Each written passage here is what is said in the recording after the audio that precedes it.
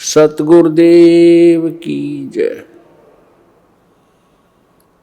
सर्वसंगत से प्रार्थना है, सत्संग प्रारंभ हो रहा है। कृपया सत्संग स्थल पर शांतिपूर्वक विराजमान होकर के श्रद्धा से सत्संग सुने।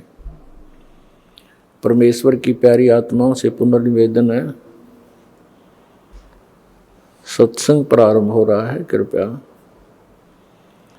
सत्संग स्थल पर शांतिपूर्वक विराजमान होकर के श्रद्धा से सत्संग सुने।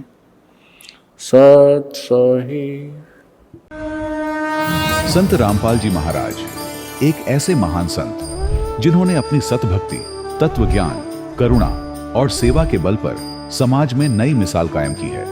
संत रामपाल जी महाराज की अगुवाई में उनके सभी सतलोक आश्रमों से समाज कल्याण के अद्भुत कार्यों ने समाज को सुनहरे भविष्य की एक नई उम्मीद दिखाई है।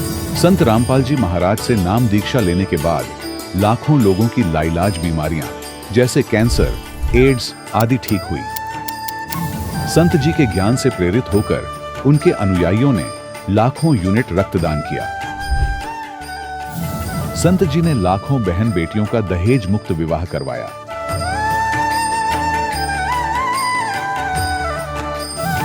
संत जी ने लाखों लोगों का नशा छुड़वाया, करोड़ों उजड़े परिवार बसे। संत जी के आश्रमों में समागम के दौरान निःशुल्क नेत्र चिकित्सा, दंत चिकित्सा प्रदान की जाती है।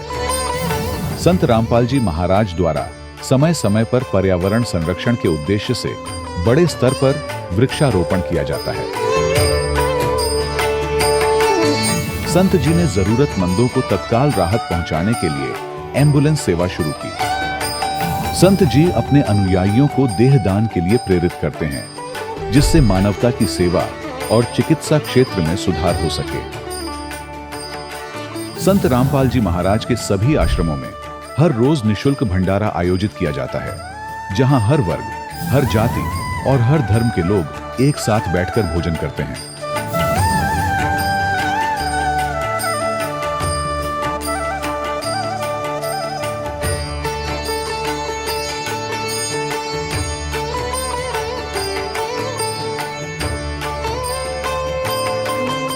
संत रामपाल जी महाराज की अन्नपूर्णा मुहिम ने गरीब और बेसहारा लोगों के जीवन में एक नई ऊर्जा और उम्मीद को जन्म दिया है।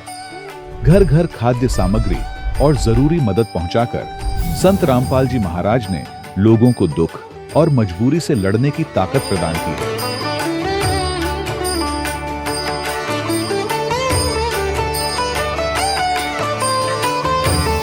संत रामपाल जी महाराज द्वारा गरीब लोगों के लिए घर बनवाने का अद्भुत कार्य एक ऐसी मिसाल कायम कर रहा है जो सदियों सदियों संत जी की उदारता और दया भावना के तौर पर जाना जाएगा।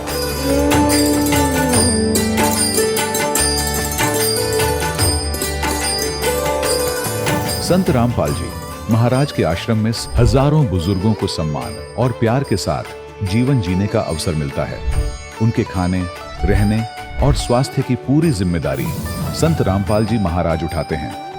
अनाथ बच्चों के लिए संत रामपाल जी महाराज के सभी आश्रम किसी वरदान से कम नहीं। यहाँ उन्हें शिक्षा, संस्कार और भविष्य के लिए बेहतर अवसर प्रदान किए जाते हैं। चाहे बाढ़ हो, भूकंप या महामारी, संत रामपाल जी महाराज और उनके अनुयायी हमेशा ही जरूरतमंदों के लिए सबसे आगे खड़े रहते हैं। कोविड महामारी के दौरान संत रामपाल जी महाराज के आश्रमों से करोड़ों लोगों के लिए भोजन, दवाइयां और जीवन रक्षक सामग्रियां उपलब्ध कराई गई। चाहे गरीब की मदद हो या किसी शोषित और पीड़ित वर्ग के हक और सम्मान की लड़ाई, संत रामपाल जी महाराज ने हमेशा ही उनकी दबी आवाज को सरकारों तक पहुंचाया है और उन्हें उचित न्याय दिलवाने में अहम भूमिका अदा की है। समाज में आध्यात्मिक और सामाजिक मूल्यों के प्रति जागरूकता लाने में संत रामपाल जी महाराज हर कदम पर मानवता के सच्चे सेवक साबित हुए हैं। संत रामपाल जी महाराज का जीवन हमें सिखाता है कि सच्ची सेवा वही है जो निस्वार्थ भाव से की जाए। आइए हम भी इस महान सेवा के कार्य में इस महान संत से जुड़ें और संत रामपाल जी महाराज से नाम दीक्षा लेकर अपने जीवन को धन्य बनाएं।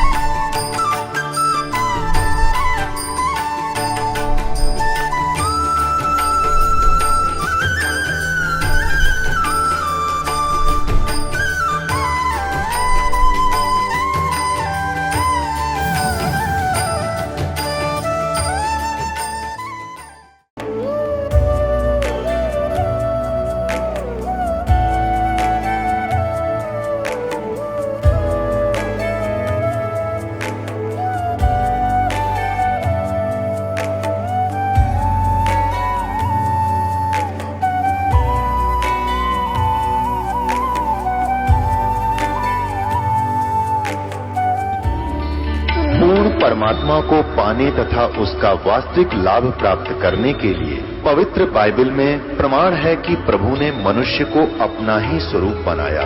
6 दिन में सृष्टि रचकर 7वें दिन विश्राम किया। कुरान शरीफ में प्रमाण है कि हजरत मोहम्मद को खुदा स्वयं कह रहे हैं कि मैंने तुम्हें उस परमात्मा की महिमा बताने के लिए भेजा है। वो परमात्मा कबीर है जिसने 6 दिन में सृष्टि रची तथा 7वें दिन तख्त पर जा विराजा। उसकी खबर किसी बाखबर से पूछकर तो देखो। कृपया अवश्य सुनिए जगत गुरु तत्वदर्शी संत रामपाल जी महाराज के अमृत वचन। आज के संत रामपाल जी महाराज के इस सत्संग में जिस वाणी और विचार पर हम गहराई से चिंतन करने जा रहे हैं वह हमारी आत्मा को झकझोर देने वाली है।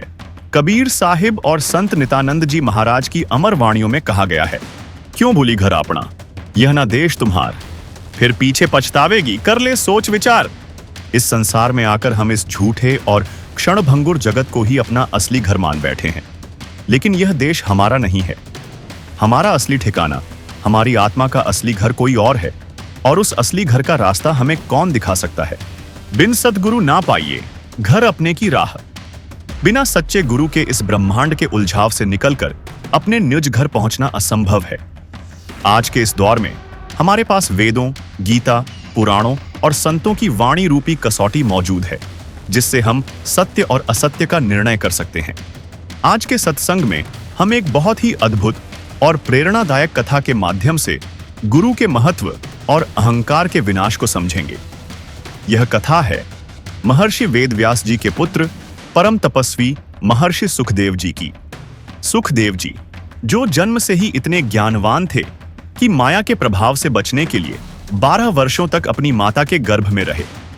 जब वे बाहर आए तो जन्म लेते ही जंगल की ओर चल दिए। उन्हें अपनी पूर्व जन्म की सिद्धियां याद थीं। वे आकाश में उड़ सकते थे, वे सीधे बैकुंठ स्वर्ग लोक तक चले जाते थे। लेकिन इतने बड़े तपस्वी और सिद्ध पुरुष होने के बाद भी जब वे विष्णु लोक पहुंचे तो उन्हें द्वार पर ही रोक दिया गया। क्यों रोक दिया गया एक इतने बड़े तपस्वी को? क्योंकि वे निगुरा थे। उन्होंने कोई गुरु नहीं बनाया था। उनके अंदर यह सूक्ष्म अहंकार था कि मैं बाल ब्रह्मचारी हूं, मुझसे बड़ा ज्ञानी कौन है। आज हम जानेंगे कि कैसे भगवान विष्णु ने सुखदेव जी को वापस पृथ्वी पर भेजा, कैसे उनके पिता वेद व्यास जी ने उन्हें समझाया, और कैसे राजा जनक ने उनके इस सूक्ष्म अहंकार को तोड़कर उन्हें सच्चा आत्मज्ञान प्रदान किया।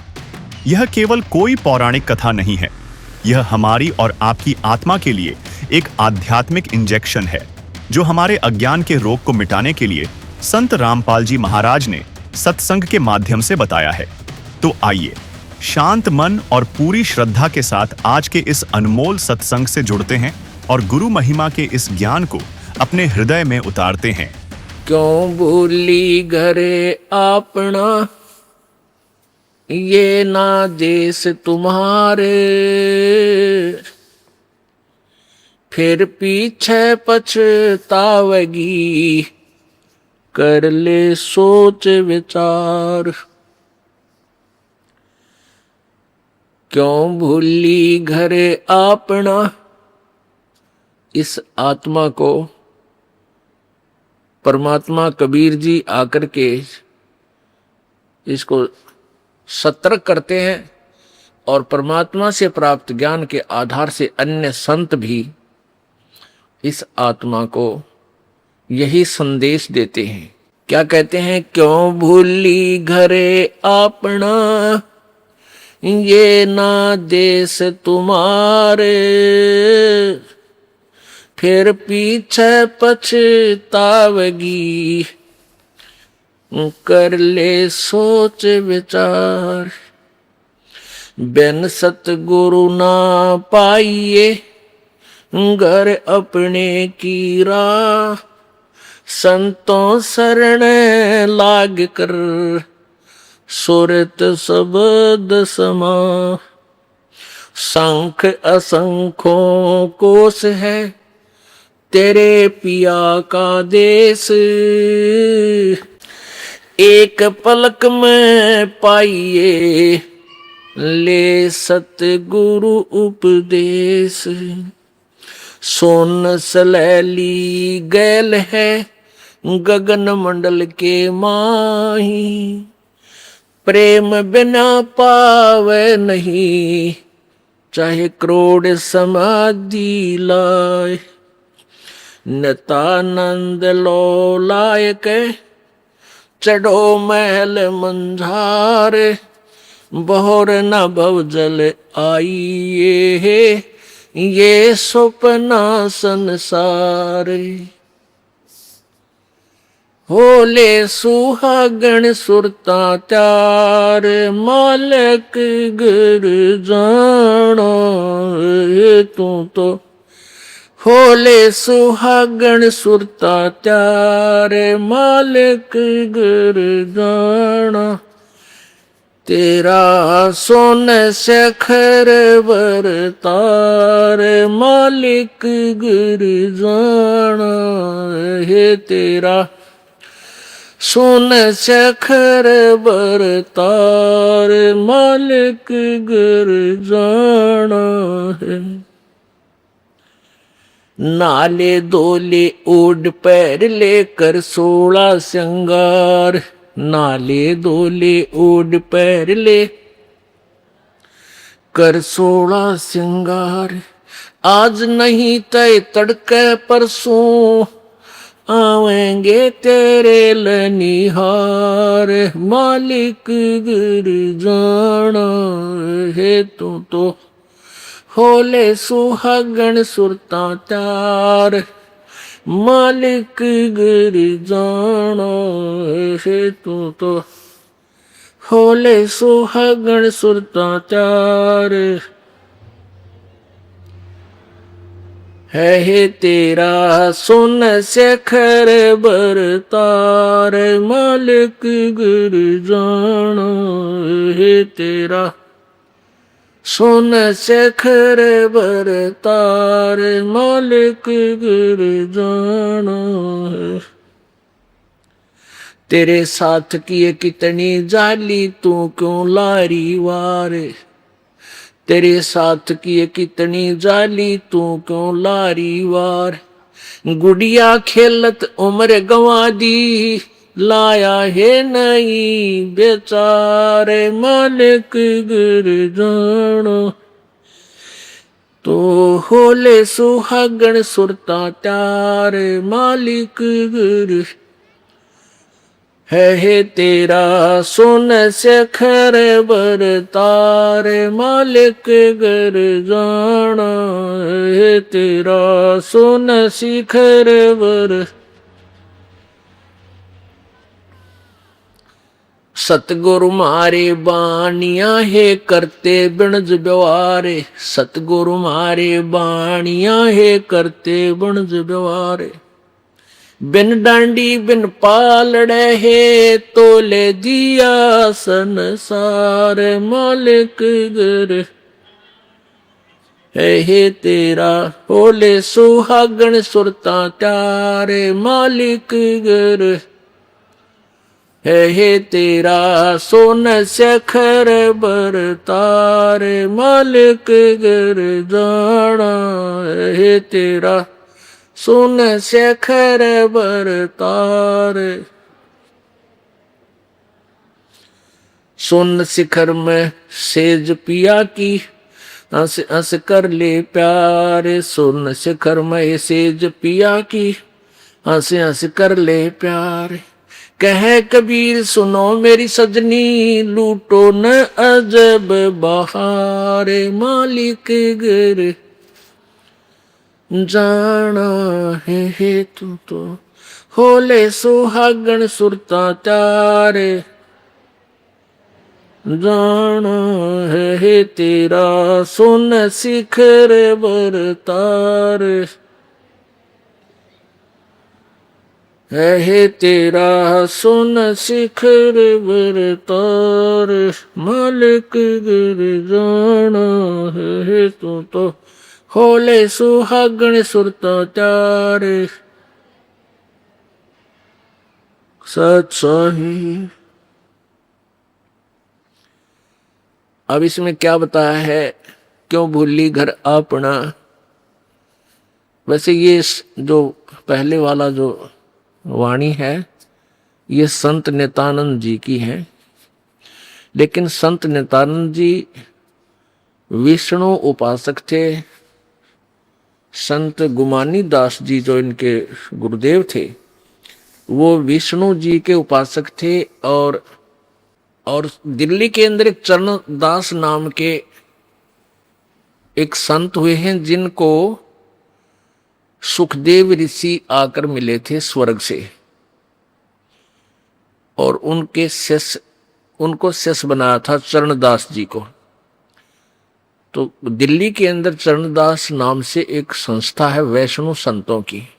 उसी संत जैसे आदरणीय गरीबदास साहिब जी को तो परमेश्वर आकर मिले थे गुरु रूप में कबीर जी, और चरणदास जी को मिले थे सुखदेव ऋषि जो स्वर्ग गए हुए हैं। उन्होंने उनको आकर उनको शिष्य बनाया था, ज्ञान बताया था। जैसे जिस सत्र का ज्ञान सुखदेव जी को है वो स्वर्ग तक ही पहुंचा है जनक राजा जनक को गुरु बना के, तो उसी सत्र का ज्ञान चरणदास जी को सुखदेव जी ने दिया। और उस चरणदास जी वाली परंपरा से संस्था से उसी पंथ से जुड़े हुए संत गुमानी दास जी थे जो नारनौल के पास उनका एक आश्रम था। और नारनौल के नवाब के यहाँ नित्यानंद जी ये ब्राह्मण जाति से थे। वहाँ इन नित्यानंद, इनका वास्तविक नाम बचपन का नाम नंदलाल था, और नित्यानंद जी उर्फ नंदलाल जी के नाना जी उस नवाब के यहाँ नौकरी करते थे, उच्च पोस्ट पर थे। इस नंदलाल यानी नित्यानंद जी के माता पिता की मृत्यु हो गई थी, नाना नानी ने इनको पाला था। फिर वही नवाब के यहाँ उसको तहसीलदार की नौकरी पर लगवा दिया था। फिर इनको वहां ये गुमानी दास जी संत का संग हुआ, ज्ञान सुना, इन्होंने उनकी शरण ग्रहण की और नौकरी भी त्याग दी। इनकी पत्नी की मृत्यु हो गई थी नित्यानंद जी की। फिर ये वैराग हो गया पूर्ण रूप से संसार से कि पहले मेरे माता पिता की मृत्यु हुई, अब मेरी पत्नी मर गई, वह क्या भरोसा इस जीव का, किस में के बिजली गिर जावे। फिर उनको जैसा उसके भाग्य थे, जैसा संत मिला उसी को पूर्ण मानकर और उसी उनके द्वारा दिए गए मार्ग को पूर्ण मोक्ष मार्ग मान के उसी सत्र से फिर अपने उन्होंने तो तन मन धन लगा दिया, लेकिन पूर्ण गुरु ना मिलने से फिर भी काम अधूरा ही रह गया। तो यहां वो नित्यानंद जी अपने वो संकेत तो वही कर रहे हैं, ज्ञान वही बता रहे हैं, लेकिन वो ज्ञान टारगेट इनका स्वर्ग है। फिर भी हमने अपने मतलब का ज्ञान इससे निकालना है कि क्या क्या बातें बताई हैं और कैसा हमारी रहनी करनी, हमारा कैसा व्यवहार, किस प्रकार की श्रद्धा अपनी मालिक में होनी चाहिए, तो उससे हमने शिक्षा लेनी है। तो नित्यानंद जी अपने संकेत उसी तरह कर रहे हैं, ज्ञान वही दे रहे हैं। जैसे दूसरे शब्दों में बच्चे गेम खेलते हैं, एक तो जिला स्तर पर गेम खेला जाता है तो उसके भी नियम वैसे ही होते हैं, और फिर वो स्टेट स्तर पर यानी राज्य स्तर पर तो भी सेम उनके नियम होते हैं, टर्म एंड कंडीशंस, एक रूल एंड रेगुलेशन एक जैसे होता है। और फिर चाहे राष्ट्रीय स्तर पर खेलना चाहे अंतर्राष्ट्रीय स्तर पर खेलना, उनके नियम एक जैसे ही होते हैं, उनकी शिक्षा एक जैसी ही होती है, उनको जो कोचिंग दी जाती है एक जैसी ही होती है। तो यहाँ इसी प्रकार समझ लीजिए, नित्यानंद जी को कोचिंग मिली थी वो स्वर्ग तक की ही थी, वो स्वर्ग सत्र के प्लेयर थे। और कबीर परमेश्वर ने जो ज्ञान दिया फिर हमें इस बात का पता चला। तो हमारे जो संत जिनको परमात्मा आकर मिले, जैसे आदरणीय गरीबदास साहिब जी, आदरणीय नानक साहिब जी, आदरणीय दादू साहिब जी, आदरणीय मुलुकदास साहिब जी, आदरणीय घीसा दास साहिब जी, आदरणीय धर्मदास साहिब जी, आदि आदि महापुरुष, ये इंटरनेशनल सत्र के यानी वो सुप्रीम पावर तक के उपासक थे। तो हमने इन सभी ट्रेनिंग से, सभी कोचिंग से अपना, हम जिस सत्र का भी गेम खेलना चाहते हैं उसी सत्र पर, उसी सत्र से, उसी दृष्टिकोण से हम खेलें और सोचेंगे। क्यों भूली घर अपना, यह ना देश तुम्हार, फिर प्याछे पछतावगी, कर ले सोच विचार।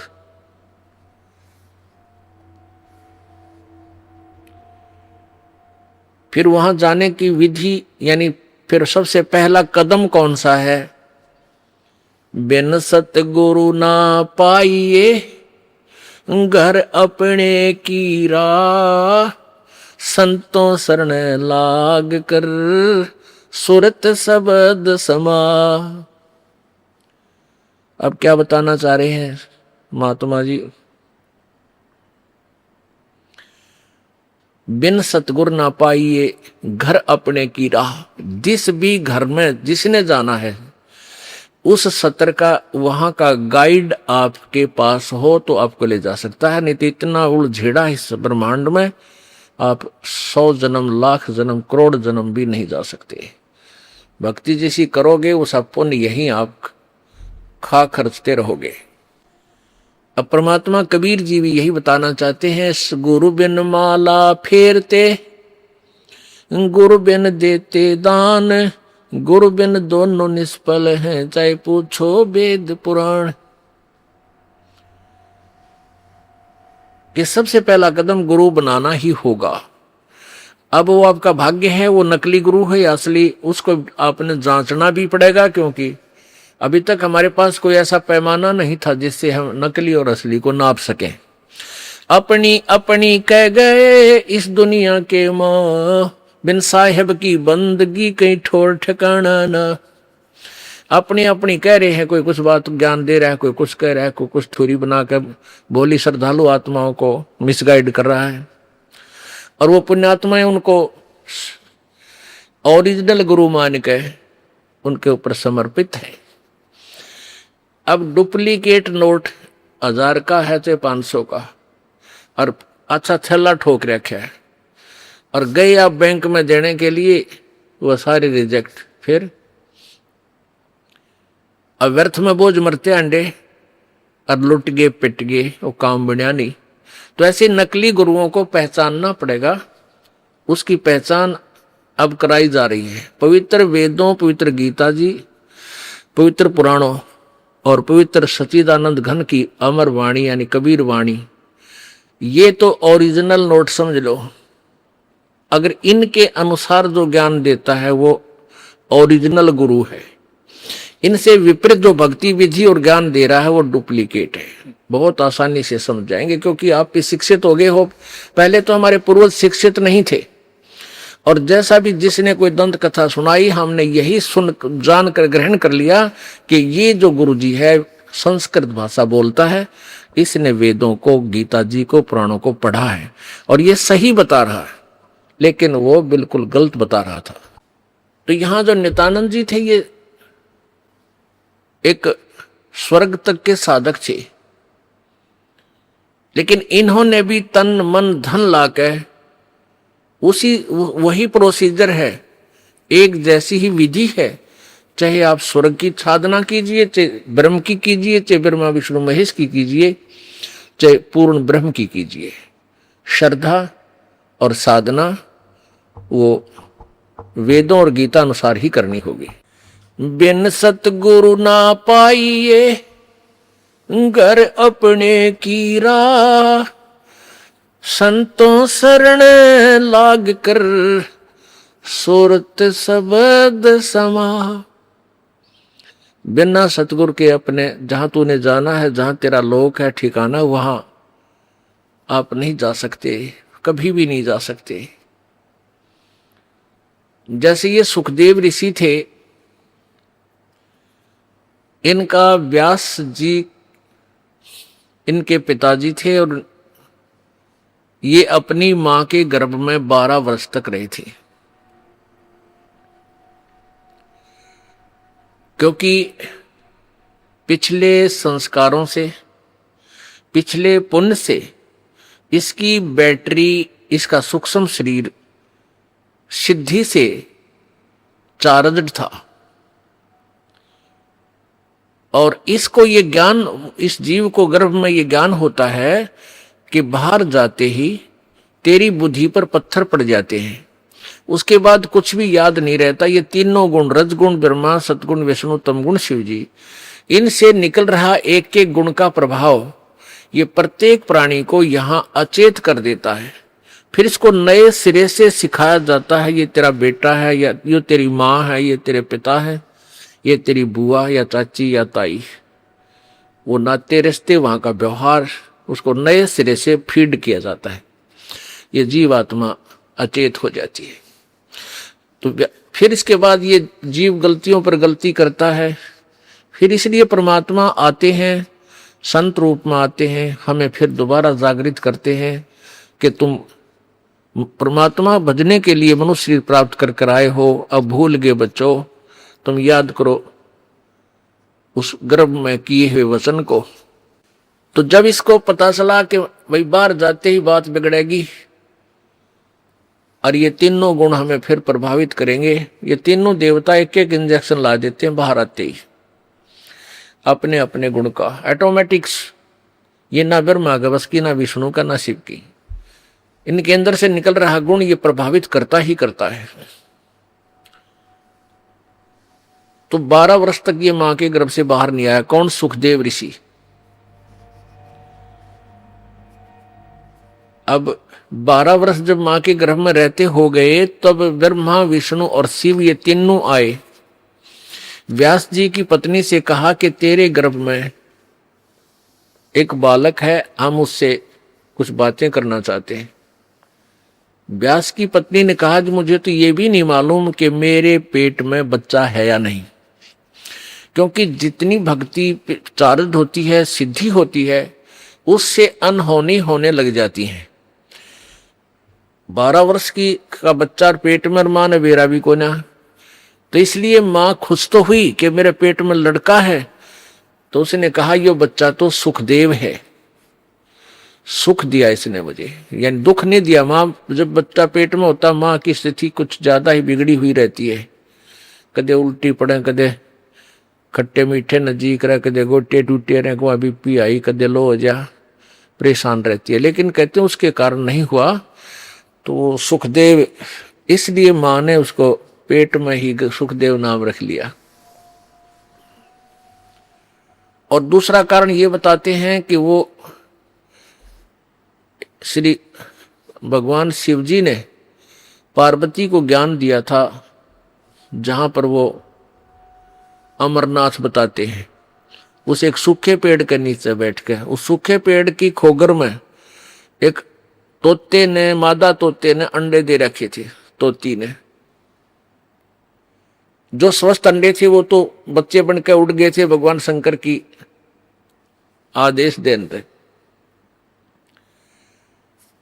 और अपन उनकी सिद्धि थे। लेकिन वो गंदा अंडा था, वो उड़ा नहीं, स्वस्थ नहीं हुआ। फिर वो जब ज्ञान देने लगी पार्वती जी को भगवान शंकर जी, तो उन शंकर जी के वचनों से, उनके वचनों से वो अंडा स्वस्थ हो गया, यानी सत्संग से अंडा स्वस्थ हो गया। स्वस्थ होकर फिर तो वो सुख यानी तोते का बच्चा रूप में निकल गए और हुंकारे वर्ण लग गया। जो ज्ञान दिया जा रहा था पार्वती को, वो भी उसमें हाँ हूं, हाँ ठीक है, ऐसे बोलने लगा। तो पार्वती तो समाधिस्थ होगी, वो तो सचेत थी नहीं, बोल नहीं रही थी। तो शिव जी ने देखा भाई ये कौन बोल रहा है, किसने सुन लिया तेरा यू ज्ञान। तो उसने देखा उधर, तो तोता उड़ के भाग लिया। भगवान शिव ने सोचा ये मेरे ज्ञान को चुरा ले गया, यू किसी नकमी आत्मा ने बताओगा। ये कुपात्र को दिया गया ज्ञान हानिकारक हो जाता है, इसमें सिद्धियां आ जाती हैं और वो फिर दुश्मन बन जाता है, राक्षस टाइप हो जाता है। इसलिए ये ज्ञान और नाम गुप्त रखा जाता है। तो शंकर भगवान पीछे पीछे उड़ चल पड़े। अब वहां उस तोते वाले जीव ने प्राण त्याग दिए और उसमें से निकलकर वो उसी समय संयोग हुआ तो उस व्यास की पत्नी के गर्भ में पहुंच गया। तो शंकर भगवान ने जाकर कहा कि व्यास की पत्नी, तेरे गर्भ में मेरा चोर आया है। उसकी पत्नी कहने लगी कि मुझे तो पता नहीं भगवान। फिर व्यास जी आगे कि आओ महाराज, भगवान कैसे आना हुआ कि आपकी पत्नी के गर्भ में और मेरे ज्ञान को चुराया हुआ एक चोर घुस गया है, उसको मैं मारूंगा, खत्म करूंगा, नहीं तो वो मेरा ज्ञान आगे कहीं कुपात्र को ना बता दे। शंकर जी ने कहा कि मेरे मंत्र को प्राप्त करके, मेरे ज्ञान को प्राप्त करके ये अमर हो गया और इसको तेरी पत्नी के गर्भ से निकालो, मैं इसको मारूंगा, खत्म करूंगा, ये कहीं कुपात्र को ये ज्ञान ना दे दे। तो व्यास जी कहने लगे, भोलेनाथ, एक तरफ तो कहते हो आपकी इस चर्चा से, आपके ज्ञान से ये अमर हो गया, और दूसरी तरफ कहो इसको मारूंगा। अमर को आप मारोगे कैसे? शिव जी तब तो चुप होकर चले गए। फिर ये 12 वर्ष तक माँ के गर्भ में रहा। उन्हें सोचा, क्योंकि ये बहुत बड़ी अध्यात्म ज्ञान बहुत विस्तार है, विस्तृत है, इसमें क्या होता है, कई आप सुनते होंगे स्वप्न आते हैं एक आध को कि मेरा बेटा मर गया था, मरा हुआ है और मुझे दिखाई दिया। वो कहने लगा कि मैं यहां रहता हूं इस घर में, वो घर भी और है, कुछ दिखा है और यहां छुप के रहता हूं।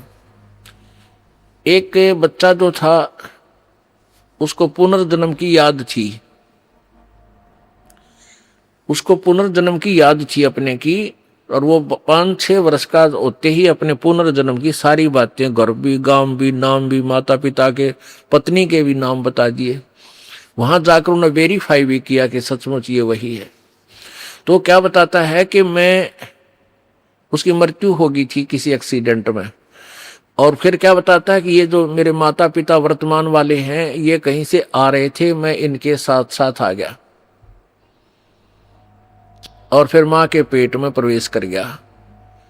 अब ऐसा कैसे है? ये है तो ये ईश्वर विधान, परमात्मा का विधान है कि जिससे संस्कार है वो उसके आसपास ही रहता है, उस गर्भ में भी विश्राम कर सकता है, लेकिन शरीर जब मिलेगा उसको अंदर पेट में भी, जब उसका योग बाल्य की तरफ से ही होगा, तो तब तक वो वहां एज ए प्रेत रह ले, उसको कुछ भी कहो, ऐसे रहते।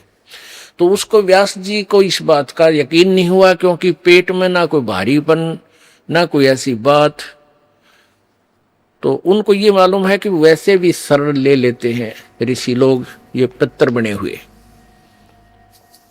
ये भी आध्यात्मिक ज्ञान है, तत्व ज्ञान है। पुण्यात्मा धीरे धीरे समझ में आओ, क्योंकि हमने तो अज्ञान ठोक रखा, आज तक कोई सर पैर कोई पता ही नहीं था किसी भी मार्ग का। ये बार बार कंसेप्ट क्लियर क्यों करने पड़ रहे हैं कि हमने अज्ञान घना सुन रखा है, और आपके मन में न्यू ना आ जाए। जो कथा अगर ये दास सीधी सुना दे तो आपके मन में सैकड़ों क्वेश्चन उठेंगे। तो दास चाहता है कि इस क्वेश्चन वाली बीमारी ने गिल खत्म करता चलो, तो दास के द्वारा दिया गया ज्ञान आपके हृदय में शीघ्र समाओगा। अब व्यास की पत्नी को पता नहीं था कि तेरे पेट में गर्भ में कोई बालक भी है कि नहीं है। उनको पता भी ऐसे ऋषि लोग पितर बनकर पितर रूप में भी प्रवेश कर जाते हैं। जो पितर टाइप होते हैं, जो अच्छी आत्माएं मर गई, वो भूत बन गई, वो भी अपने ही परिजनों के अंदर समाये रहते हैं, लेकिन वो परेशान नहीं करते। और जो दुष्ट टाइप मरते हैं वो चंडाल भूत होते हैं, वो प्रवेश करके फिर उनकी दुर्गति रखते हैं कि शराब पीने जी कर शराब पीते हैं, उसका नाश करा देते हैं, कोई कुछ और गलतियां करा देते हैं, कोई और बदमाशी भी करा देते हैं, बहन बेटियों की तरफ भी बकवाद करा देते हैं। तो इस तरह के वो नीच टाइप होते हैं। फिर वो उनका पता कुछ से का तो यहाँ आते हैं जब पता लगता है, क्योंकि यहाँ पितर सारे फिर फ्री होना पड़ेगा, उनको भागना ही पड़ेगा यहाँ से भगवान के दरबार में। अब क्या कि जैसे एक लड़की, एक बेबे नाम ले रही थी अपना परमेश्वर कबीर जी का, और यहां से अपने घर गई मिश्री का प्रसाद। एक पड़ोस का बालक आ गया 8-9 वर्ष का, बच्चा ने देवा थी, वो भी आ गया, उसको भी दे दिया। अब वो प्रसाद खाते ही लड़का अपने घर चला गया, घर जाते दौरा आके गिर गया।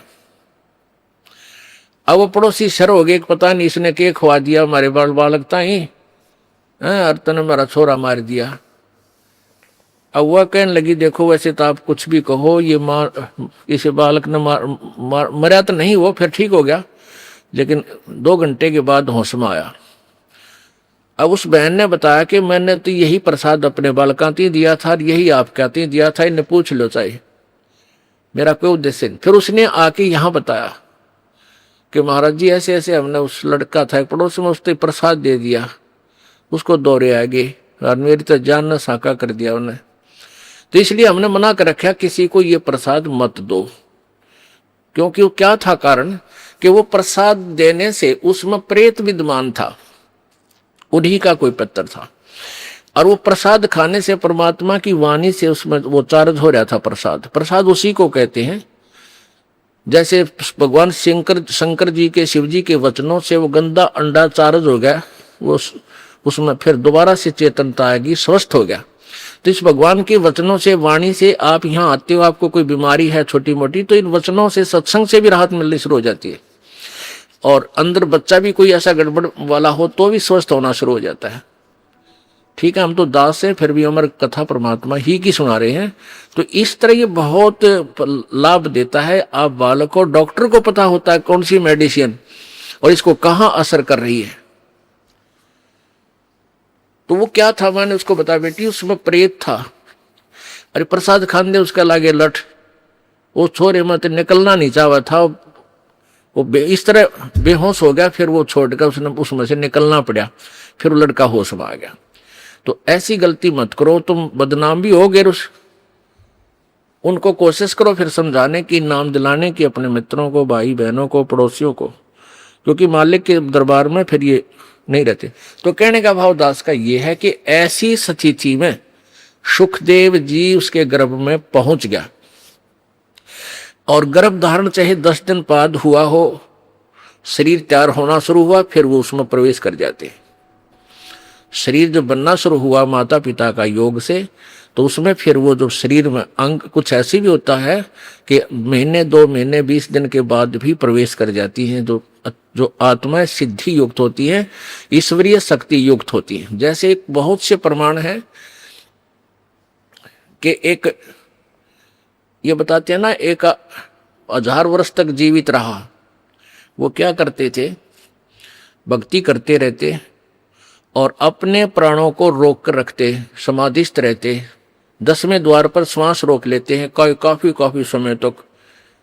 तो इस प्रकार उनकी आयु बढ़ जाती है, लेकिन शरीर की नहीं बढ़ती। वो शरीर नष्ट होता दिखा, वो छोड़ दिया।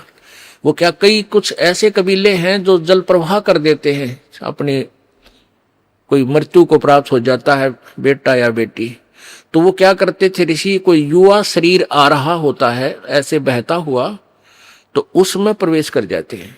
या जैसे कोई उठाकर ले जा रहे हैं, मृत्यु, जवान लड़का मर गया, उसको स्वाह करने जा रहे हैं, और वहां जाकर के वो सिद्ध पुरुष देख लेता है, अपना शरीर छोड़कर वो घूमता रहता है। युवा लड़का देखा, उसमें प्रवेश कर गया, फिर वो कई कहते हैं भाई वो तो जीवित हो गया, तो वो वहां उठकर वापस आ जाते। कुछ एक का वैसे भी संस्कार ऐसे हो जाते हैं कि वो वैसे भी स्वयं भी जीवित हो जाते। तो ऐसे वो ऋषि लोग क्या करते थे, उस युवा शरीर में प्रवेश करके अपने फिर साधन करने के लिए निकल जाते थे। ऐसे काफी समय तक ये एक सिद्धि होती है जो दूसरे में प्रवेश कर सकता है। तो इस प्रकार ये आध्यात्मिक ज्ञान आपने समझना है। अब सुखदेव ऋषि 12 वर्ष का हो गया, मां के गर्भ 12 वर्ष तक बाहर नहीं आया। अब ब्रह्मा विष्णु महेश दोनों आए, और तीनों आए, ब्रह्मा विष्णु महेश तीनों ने आकर कहा कि व्यास की पत्नी, आपके गर्भ में एक बालक है, उसको हम 2 बात करना चाहते हैं। वो 12 वर्ष से आपके गर्भ में बाहर नहीं आ रहा। तब उसकी व्यास की पत्नी ने कहा कि मुझे तो ऐसा आभास ही नहीं हो रहा कि मेरे पेट में बालक है। तब व्यास उसने शंकर भगवान ने कहा कि मैं उस दिन आया था, ये उसी दिन के बाद कुछ दिन के उपरांत इसने तेरे पेट में शरीर धारण कर लिया है। तब उन्होंने वार्ता की सुखदेव से।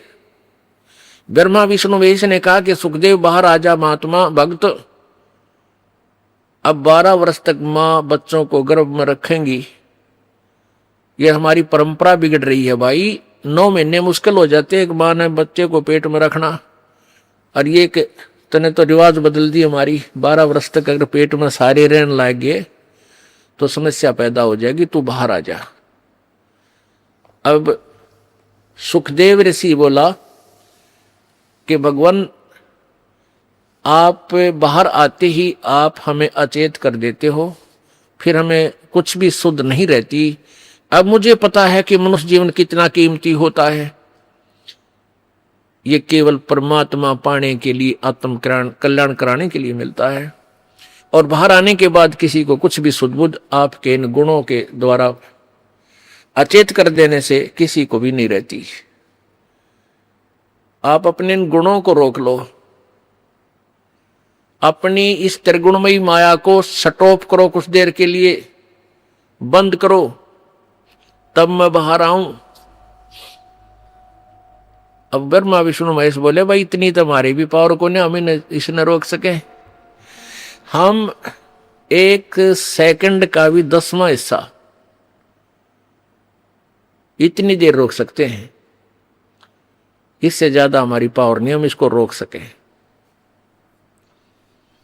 तो सुखदेव जी बोले इतना ही रोक लो तुम। कहते हैं तीनों देवा थम भी माया, और सुखदेव उधर से बाहर आया। तीनों देवताओं ने या त्रिगुणमयी अपनी माया एक कहते हैं कि तीनों देवा थम भी माया और उधर गर्भ से बाहर आया। सुखदेव सुख में उपजे राई सिंह समोए, 9 नाथ और शद 84 ही संग उपजे थे दोए। 9 नाथ और 84 शब्द। अब क्या बताते हैं कि सुखदेव सुख से उपजे राई सींग समोए। अब जैसे भैंस के सींग पर या गाय का सींग जैसे ऐसे खड़ा है, सींग के ऊपर और राई रख दे, सरसों जैसा दाना होता राई का। ये पहले ऐसे ही एग्जाम्पल होया करते, इस तरह की ही जो है ना कथाएं होती थी, इस तरह की कहानियां होती थी। तो क्या कहा था भगवान, इन तीनों भगवानों ने कहा था कि इतनी देर हम माया रोक सकते हैं अपनी त्रिगुणमयी माया, जब जैसे भैंस के या गाय के सींग पर राई धर दे और जितनी देर वह राई रुके,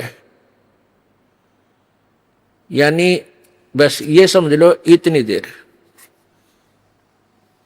सुखदेव सुख में उपजे राई सिंह समोए, 9 नाथ और सिद्ध 84 संग उपजे थे दोए।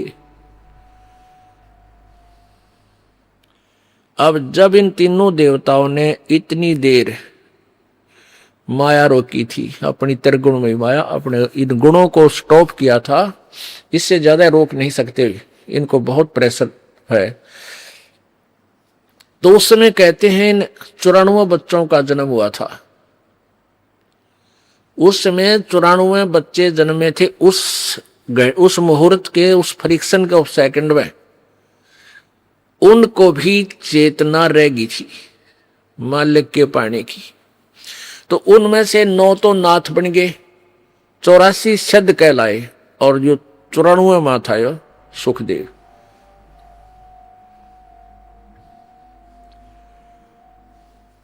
तो सुखदेव जी बाहर आए उठकर अपनी कमर पर अपनी और नालियों की नो टांग के गेर के कंधे पर स्पीड खींच दी, चल पड़े।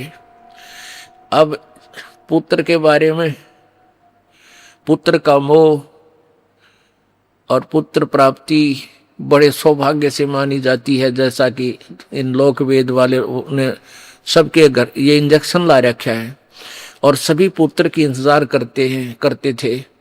तो 12 वर्ष बाट देखी, मतलब 12 वर्ष के बाद पुत्र आने वाला है। इस खुशी में व्यास जी फूला नहीं समावे, मेरा बेटा होगा, मेरा बेटा होगा। बेटा होया और बेटा उठ के चल पड़ा। तो व्यास ने कहा, अरे पुत्र, ए पुत्र, अरे एक बार सकलता दिखा दे नकम्मे, तू चाल पड़ा। तेरे लिए मैं 12 कितने दिनों से भटक रहा था, मैं मेरा पुत्र नहीं हुआ, क्या कोई बालक नहीं हो रहा था। तब पीछे से ही कहता है वो सुखदेव, एक लेवा एक देवा दूतम, कोई किसे का पिता नहीं पूतम, ऋण संबंध जुड़ा एक ठाठा, अंश में सब 12 बाटा।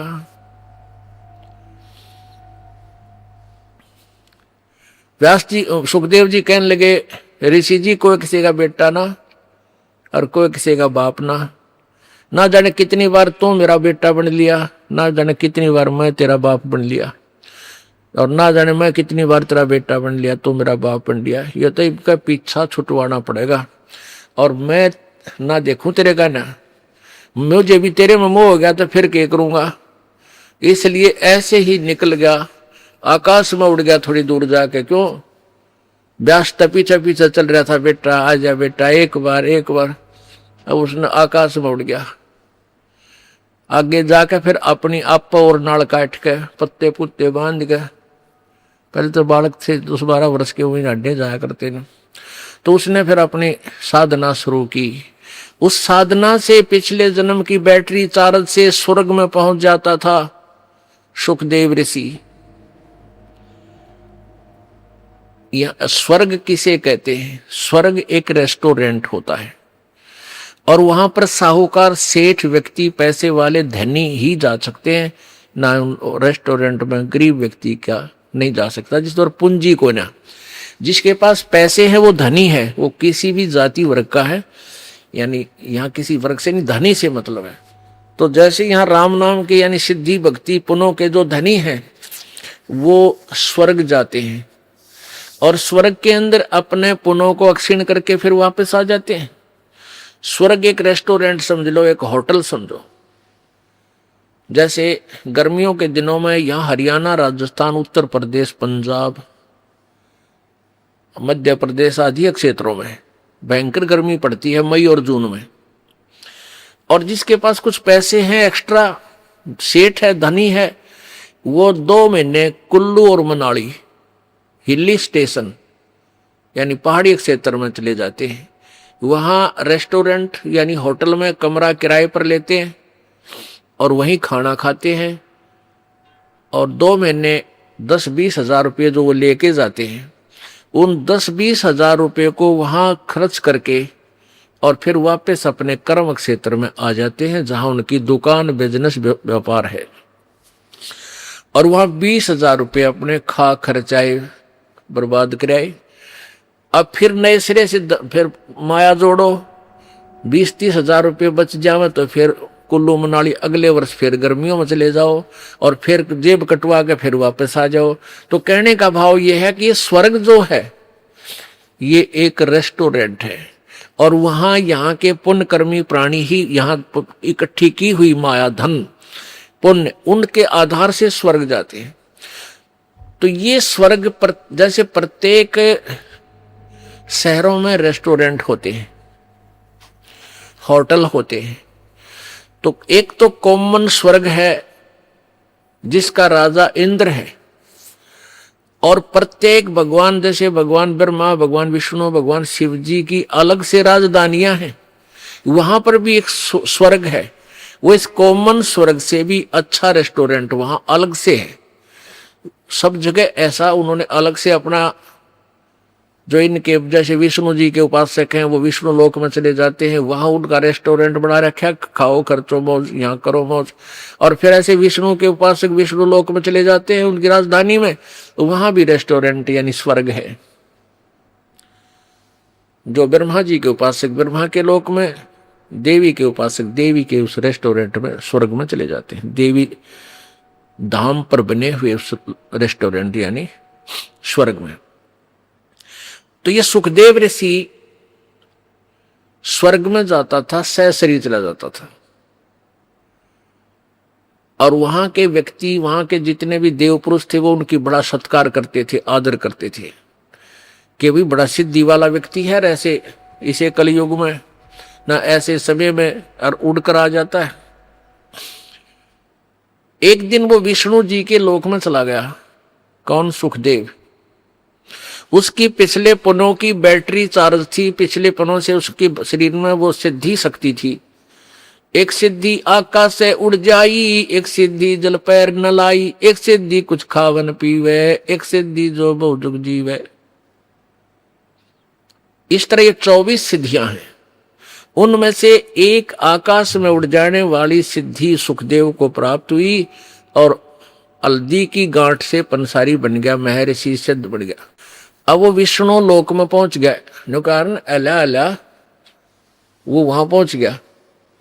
अब जो ही विष्णु लोक में वो पहुंचा तो वहां स्वर्ग में पहुंचा, उस रेस्टोरेंट यानी रेस्ट हाउस में, वो वीआईपी रेस्ट हाउस। वहां जाकर उसने पहरेदारों से, नौकरों से, पार्षदों से कहा कि मैं पृथ्वी लोक से आया हूं, सुखदेव ऋषि मेरा नाम है और मैं स्वर्ग में जाना चाहता हूं।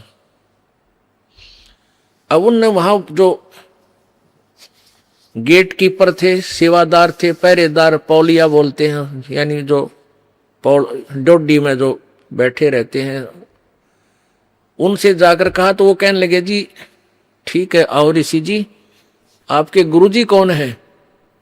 अब वहां जाकर पता चल रहा है इनको, जैसे अगर मान ले को डुप्लीकेट गुरुजी भी होगा किसी का, उसको वापस भेज दिया जाएगा, और गुरु नहीं है तो भी। तो उसने वहां पूछा कि तुम्हारा आप जी का गुरुजी कौन है, फिर वो रजिस्टर में मिलाओगे वो मान्यता प्राप्त है कि नहीं है। सुखदेव ऋषि कहने लगा मेरा कोई गुरु नहीं है। पार्षद बोले ऋषि जी फिर आपको अंदर जाना अलाउड नहीं है। अब सुखदेव ऋषि कहने लगा क्यों भाई, ऐसी कौन सी बात है, गुरुजी बनाना क्या आवश्यक है, जब मैं बगैर गुरु बनाए ही यहां आ गया हूं, गुरु बनाए हुए भी यहां आते हैं।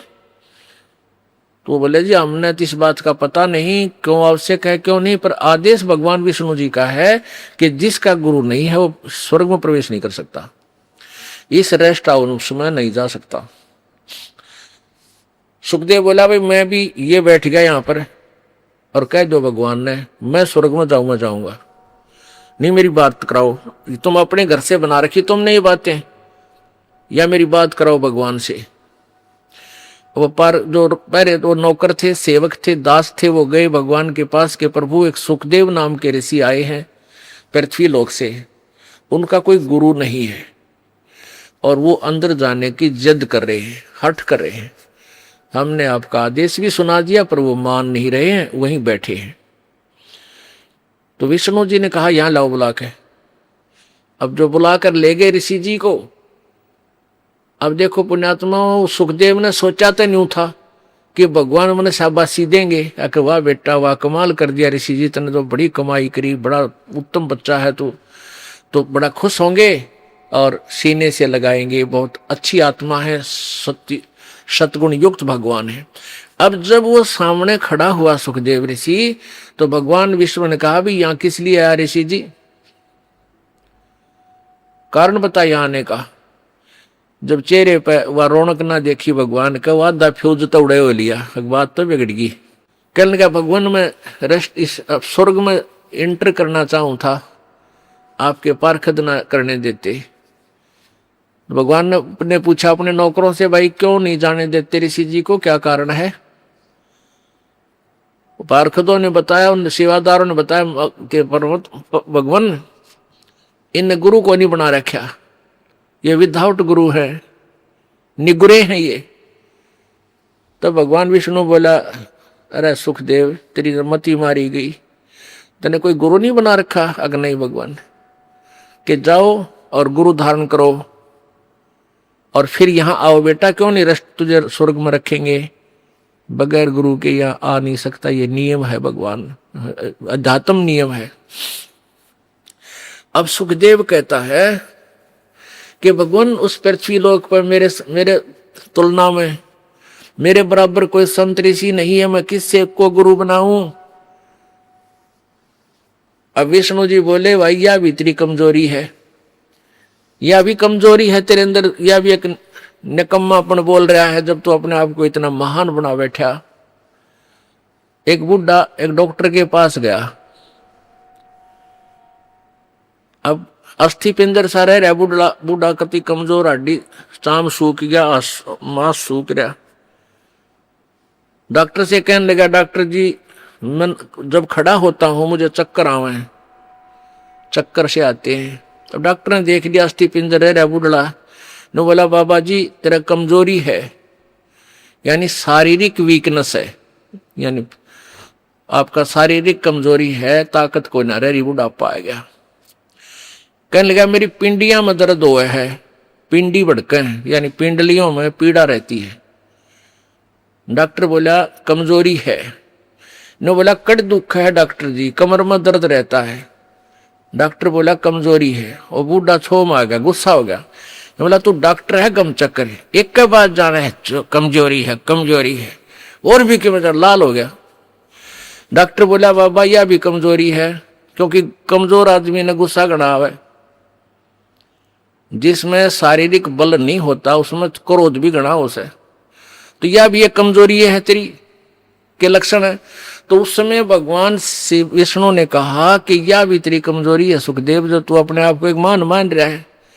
अरे महान तो एक का है संसार में, वो परम पिता, और दूसरा अपने आप को इतना अंडी मानना है, वो निकम्मा आदमी है, घोर निकम्मा, और निकल जाए यहां से।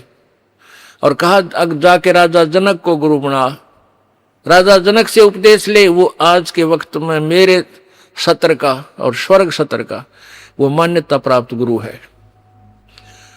अब वहां से तो मुंह लटका के चल पड़ा। अब आ गया उस इंद्र वाले स्वर्ग में, कॉमन स्वर्ग में। अब वहां जब वो पहले आता था तो चेहरा न्यारा खिला हुआ होता था, उस दिन गया तो मुंह लटका हुआ था। अब वहां बैठे देवताओं ने पूछा कि आओ महात्मा जी, महर्षि जी, आज किस टेंशन में हो आप, क्या चिंता है आपको। अब सुखदेव ऋषि कहने लगा भाई महापुरुषों चिंता का तो कमी ना रही चिंता की। तो मैं ऐसे ऐसे विष्णु जी के पास गया था भगवान के लोक में, और वहां मुझे स्वर्ग में रहने से मना कर दिया, भगवान विष्णु जी ने भी मना कर दिया। लेकिन वो देवता कहने लगे, दूसरे जो वहां स्वर्ग में के वासी थे, कहने लगे सुखदेव सच्ची बात बता, तने के गुस्ताखी कर रखी है। भगवान विष्णु वो तो बड़े खुश होते हैं, देवताओं को सीने से लगाते हैं, ऋषियों को भक्तों को सबको प्यार देते हैं। तो अपनी नालायकी बता के गलती करे, गड़बड़ कहाँ है। तो भगवान ने क्यों मना किया आपको वहां रहने से। तब सुखदेव ऋषि कहता है कि भाई मैंने गुरु ना बना रखे, मैंने गुरु धारण नहीं कर रखा। तो वहां जितने भी कागभूषण या दूसरे ऋषि थे, नारद जी या दूसरे संत देवता बैठे थे, कहने लगे ऋषि जी तुमने तो जुल्म कर दिया। ओहो, अरे हम तो आपको बुद्धिमान व्यक्ति मानने थे, शायद आपने गुरु धारण कर रखा होगा इसलिए यहाँ आते थे। आगे से यहां भी आपको हम अच्छी दृष्टि से नहीं देखेंगे अगर आपका गुरु नहीं होगा तो। तब वो कहने लगे भाई आज तो चलो कोई नाम ना ले, वह पिछला पुण्य है, जब तक तो ये बैटरी चार्ज रहेगी, सुख भी रहेगा, घर में भी सुख रहेगा, सारे ठाठ नजर आएंगे। जिस दिन ये पुण्य समाप्त हो जाएंगे और फिर पाप कर्म का जब गिरडा फिरेगा, पापों का जब चक्कर चलेगा, तब भाई 84 लाख योनियों में कितने गधे बने पाओगे।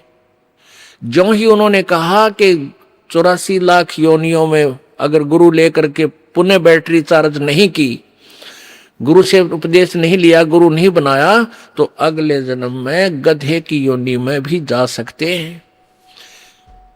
तो एक आधा सख्त बोलनिया भी होता है, कहने लगे सुखदेव या 2 दिन के सोच ले, तेरी सिद्धि चार्ज हो रही है बैटरी, या खत्म हो जाएगी फिर गधा बनेगा। अब जो ही उन्होंने कहा कि गधा बनेगा तो उसको अपना पिछले जन्म पूर्व जन्म की एक कथा याद आ गई, एक जीवन याद आ गया कि उसमें वो अंधा बना हुआ था, गधा बना हुआ था और गधा भी अंधा। तब सुखदेव ऋषि ने कहा कि ओहो, आप बात तो सही कह रहे हो। एक बार मैं गधा की योनि भोग रहा था और अंधा हो गया। मेरे मालिक कुमार ने मुझे त्याग दिया, 2 मारे लठ और कर दिया जंगल की ओर। तो मैं चल पड़ा एक पगडंडी पर, चलता चलता चलता चलता दूर जंगल में चला गया। वहां एक थोड़ा सा नाला था, उस नाले में मैं गिरने लगा। मैंने अगले पैर जब जाने लगे, मैंने थोड़ा सा आगे को भागना चाहा, इतने में अगले पैर आगे से जा टिका अगले किनारे पर, पीछा टिक गया पिछले किनारे पर, पुड़ी बन गई मेरी, फिक्स हो गया, नीचे पैर टिके नहीं। तो वहां इक्का दुक्का आदमी आवा था, क्योंकि दूर स्थान होने के कारण वो मेरे ऊपर पैर रखे और पार हो जाए। उनने मैं पुड़ी बना दिया, पुल बना दिया। और 1 हफ्ते तक, 10 दिन तक मैं भुगत भुगत कर मरा। अब जाऊंगा और मैं तो गुरु धारण करूंगा। अब परमात्मा कबीर परमेश्वर जी के ज्ञान से परिचित होने के बाद आदरणीय गरीबदास साहिब जी क्या कहते हैं, भाई सुखदेव ने 84 भुगती बना पजावे खरवो, तेरी क्या बुनियाद प्राणी तू पेंडा पंथ पकड़े वो। सुखदेव ने 84 भुगती बना पजावे खरवो। ओह, कि सुखदेव जैसे ऋषियों ने भी 84 लाख योनियां भोगनी पड़ी। और पजावा होता है जैसे ये कुम्हार मटके बनाए हैं, पकाते हैं, फिर वो ऊंचा होता चला जाता है। तो वहां गधे के द्वारा ईंटें भी पकाते हैं, उसमें पजावे में ईंटें पकाते हैं और मटके भी पकाते हैं। तो वो उसकी राख से ऊंचा होता चला जाता है, बहुत ऊंचे, तो फिर वो ऊपर ही बनाना शुरू कर देते हैं। और नीचे से गधे के ऊपर थैला डाल के नीचे ते कच्ची ईंट डाल के ऊपर ले जाते हैं। वहां जाते पक्की ईंट डाल देते हैं, कच्ची उतारते ही, और उनको नीचे ले आते हैं। यहां बताना चाहते हैं कि सुखदेव ने 84 भुगती, 84 लाख योनियां भोगनी पड़ी जो सच साधना नहीं कर रहे हो तुम। और बिना पजावे खरवो, खर माने गधा, और तेरी क्या बुनियाद पराड़ी तू पेंडा पंथ पकड़े वो। आपकी क्या बुनियाद है, आपकी क्या औकात है, आप वो रास्ता पकड़ो। पेंडा माने रास्ता, पंथ। अपने आत्माओं थोड़ा सा सावधानी से सुना करो सत्संग में। ये बात कहने सुन की ना है, ये कर पाड़न की है। ये कोई कथा नहीं, हम कोई कथावाचक नहीं है, हम आपके ये इंजेक्शन ला रहे हैं। और जो इस इंजेक्शन की दवाई ना अंदर नहीं जान दोगे, कान नामक है, इंजेक्शन लगते हैं ये, और तुम कान ठीक नहीं रखोगे, इंजेक्शन की औषधि बाहर गिर जाएगी। वो लाभ के देगी आपको, क्यों दो, यहाँ किस लिए आए, फिर आपको लाभ क्या होगा। ये मानव शरीर सदा नहीं रहेगा, और इस मानव शरीर का उद्देश्य क्या है वो आपको सत्संग से ही पता चलेगा। समाज में तो आपको जितना ज्ञान था वो आपको पता है, केवल रोजी रोटी पेट भरने के धंधे तक ही वो आपको ट्रेनिंग देते हैं। अब इस कथा से आपको हर तरह से शिक्षा मिलेगी। तो क्या फिर सुखदेव ऋषि ने उन ऋषियों से कहा कि महात्माओं बात तो आपकी ठीक है और गुरु भी बनाऊंगा, लेकिन भगवान ने तो एक और समस्या पैदा कर दी। अब वो ऋषि बोले, वो देवता बोले वहां के, कहने लगे सुखदेव पहले तो तने बोलन का बेरा नहीं। अरे भगवान समस्या पैदा करते हैं कभी, और तो उनको समस्या मानता। जो भगवान तुझे कोई वचन बताए होंगे, कोई ज्ञान दिया है, उसको तू समस्या कहता है। अब उसने क्या कहा कि भगवान ने एक समस्या और मेरे सामने खड़ी कर दी। वो देवता बोले क्या खड़ी कर दी भाई, ऋषि जी बताओ। कि भगवान ने कहा है कि राजा जनक से नाम ले, उनको गुरु धारण कर। अब क्या कहता है वो सुखदेव ऋषि, ठीक है अच्छी आत्मा भी थी, सिद्धि भी थी, पिछले पुण्य भी थे, लेकिन शिष्टाचार और अभिमान, शिष्टाचार नहीं था, अभिमान का भरा पड़ा था। और अभिमान इस प्राणी को किसी भी प्रकार का हो वो भगवान से कोसों दूर रखता है। अभिमान और भगवान का खड़ा एक्सीडेंट है। जिसके अंदर जरा सा भी अहम है, अभिमान है, भगवान निकट नहीं आ सकता। ठीक है, जैसा कर रहा है वो दे देगा तेरे को वैसा ही, लेकिन मालिक नहीं मिलेगा। अब क्या अभिमान था? जनक विदेही राजा भाई, कैसे शीस निभाऊं जाई। राजा जनक गृहस्थी भाई, कैसे शीस निभाऊं जाई। सुखदेव बोले वचन विवेका, हम स्त्री का मुख नहीं देखा। राजा जनक गृहस्थी भाई ही, कैसे शीस निभाऊं जाई। अब यहां बात बिगड़ी हुई, सारे इस यहीं तक सीमित है सबकी बुद्धि। अब जिसने घर त्याग दिया वो कर्म सन्यासी हो गया। बालक त्याग दिए, राज त्याग दिया, जंगल में जा बैठा, वो कर्म सन्यासी है। और जो बाल बच्चों के साथ या घर पे रहता है वो कर्म योगी है। तो जिसने कर्म सन्यास कर दिया यानी जंगल में चला गया और ब्रह्मचारी रह गया, बाल ब्रह्मचारी बचपन से, तो वो तो फिर जमाए कति अकड़ पाड़ी जाए, तेरा जैसा कोई सहे कोई ना। वो इससे बात मैं टीटी पागले है कि मैं ब्रह्मचारी हूं, मैंने स्त्री ग्रहण नहीं की है। तो ये सुखदेव में ये अवगुण और था कि मैं बाल ब्रह्मचारी हूं, मैंने स्त्री का मुंह भी ना देखा। राजा जनक का कई रानी है और उसको गुरु कैसे बनाऊं, वो तो गृहस्थी आदमी है। इसके लिए परमात्मा का विधान बताता है, केले की कोपीन है जो फूल पान फल खाही, नर का मुख नहीं देखते जो बस्ती निकट ना जाई। वो जंगल के रोज हैं जो मनुष्यों विद के जाई, निस्दिन फिरे उजाड़ में नो परमात्मा पावे नाही। अब क्या कहते हैं भाई, एक व्यक्ति कह रहा था ना, बोला वहां अरे ऋषिकेश तो ऊपर एक जंगलों है में एक ऐसा महात्मा रहता है, शरीर पर नी वस्त्र रहता, कोई कपड़े नहीं रखता, ना खाना खाता, फूल पत्ते खाकर अपना साधना करता है और लंगोट की जगह कर केले के पत्ते बांध रहा है। और भाई एक दिन बस ने थोड़ी सी कसर रहेगी, उनके उसके दर्शन ना हुए। जो ही मैंने उनकी तरफ दृष्टि की, उनका मुंह बैक हो गया और वो भाग के गुफा में जा पड़े कि तो गहरे, और जब दर्शन हो जाते तो बेड़ा पार हो जाता है। अब इसके विषय में कहते हैं, परमात्मा का विधान बता रहा है कि कीड़े की कोपीन है, लंगोट पर्दे पे, यानी इतने त्यागी वैरागी समझते हो, लगते हैं तुम्हें। केले की कोपीन है, पान यानी पत्ते, फूल और फल खाही, और आदमी का मुख नहीं देखते। कहते वो महात्मा आदमी के निकट ना आता, अंदर घुस जा, भाई महापुरुष पड़ा है। कहते नरक का मुख नहीं देखते जो, और बस्ती निकट ना जाही, गांव के आसपास नहीं जाते हैं मांगने।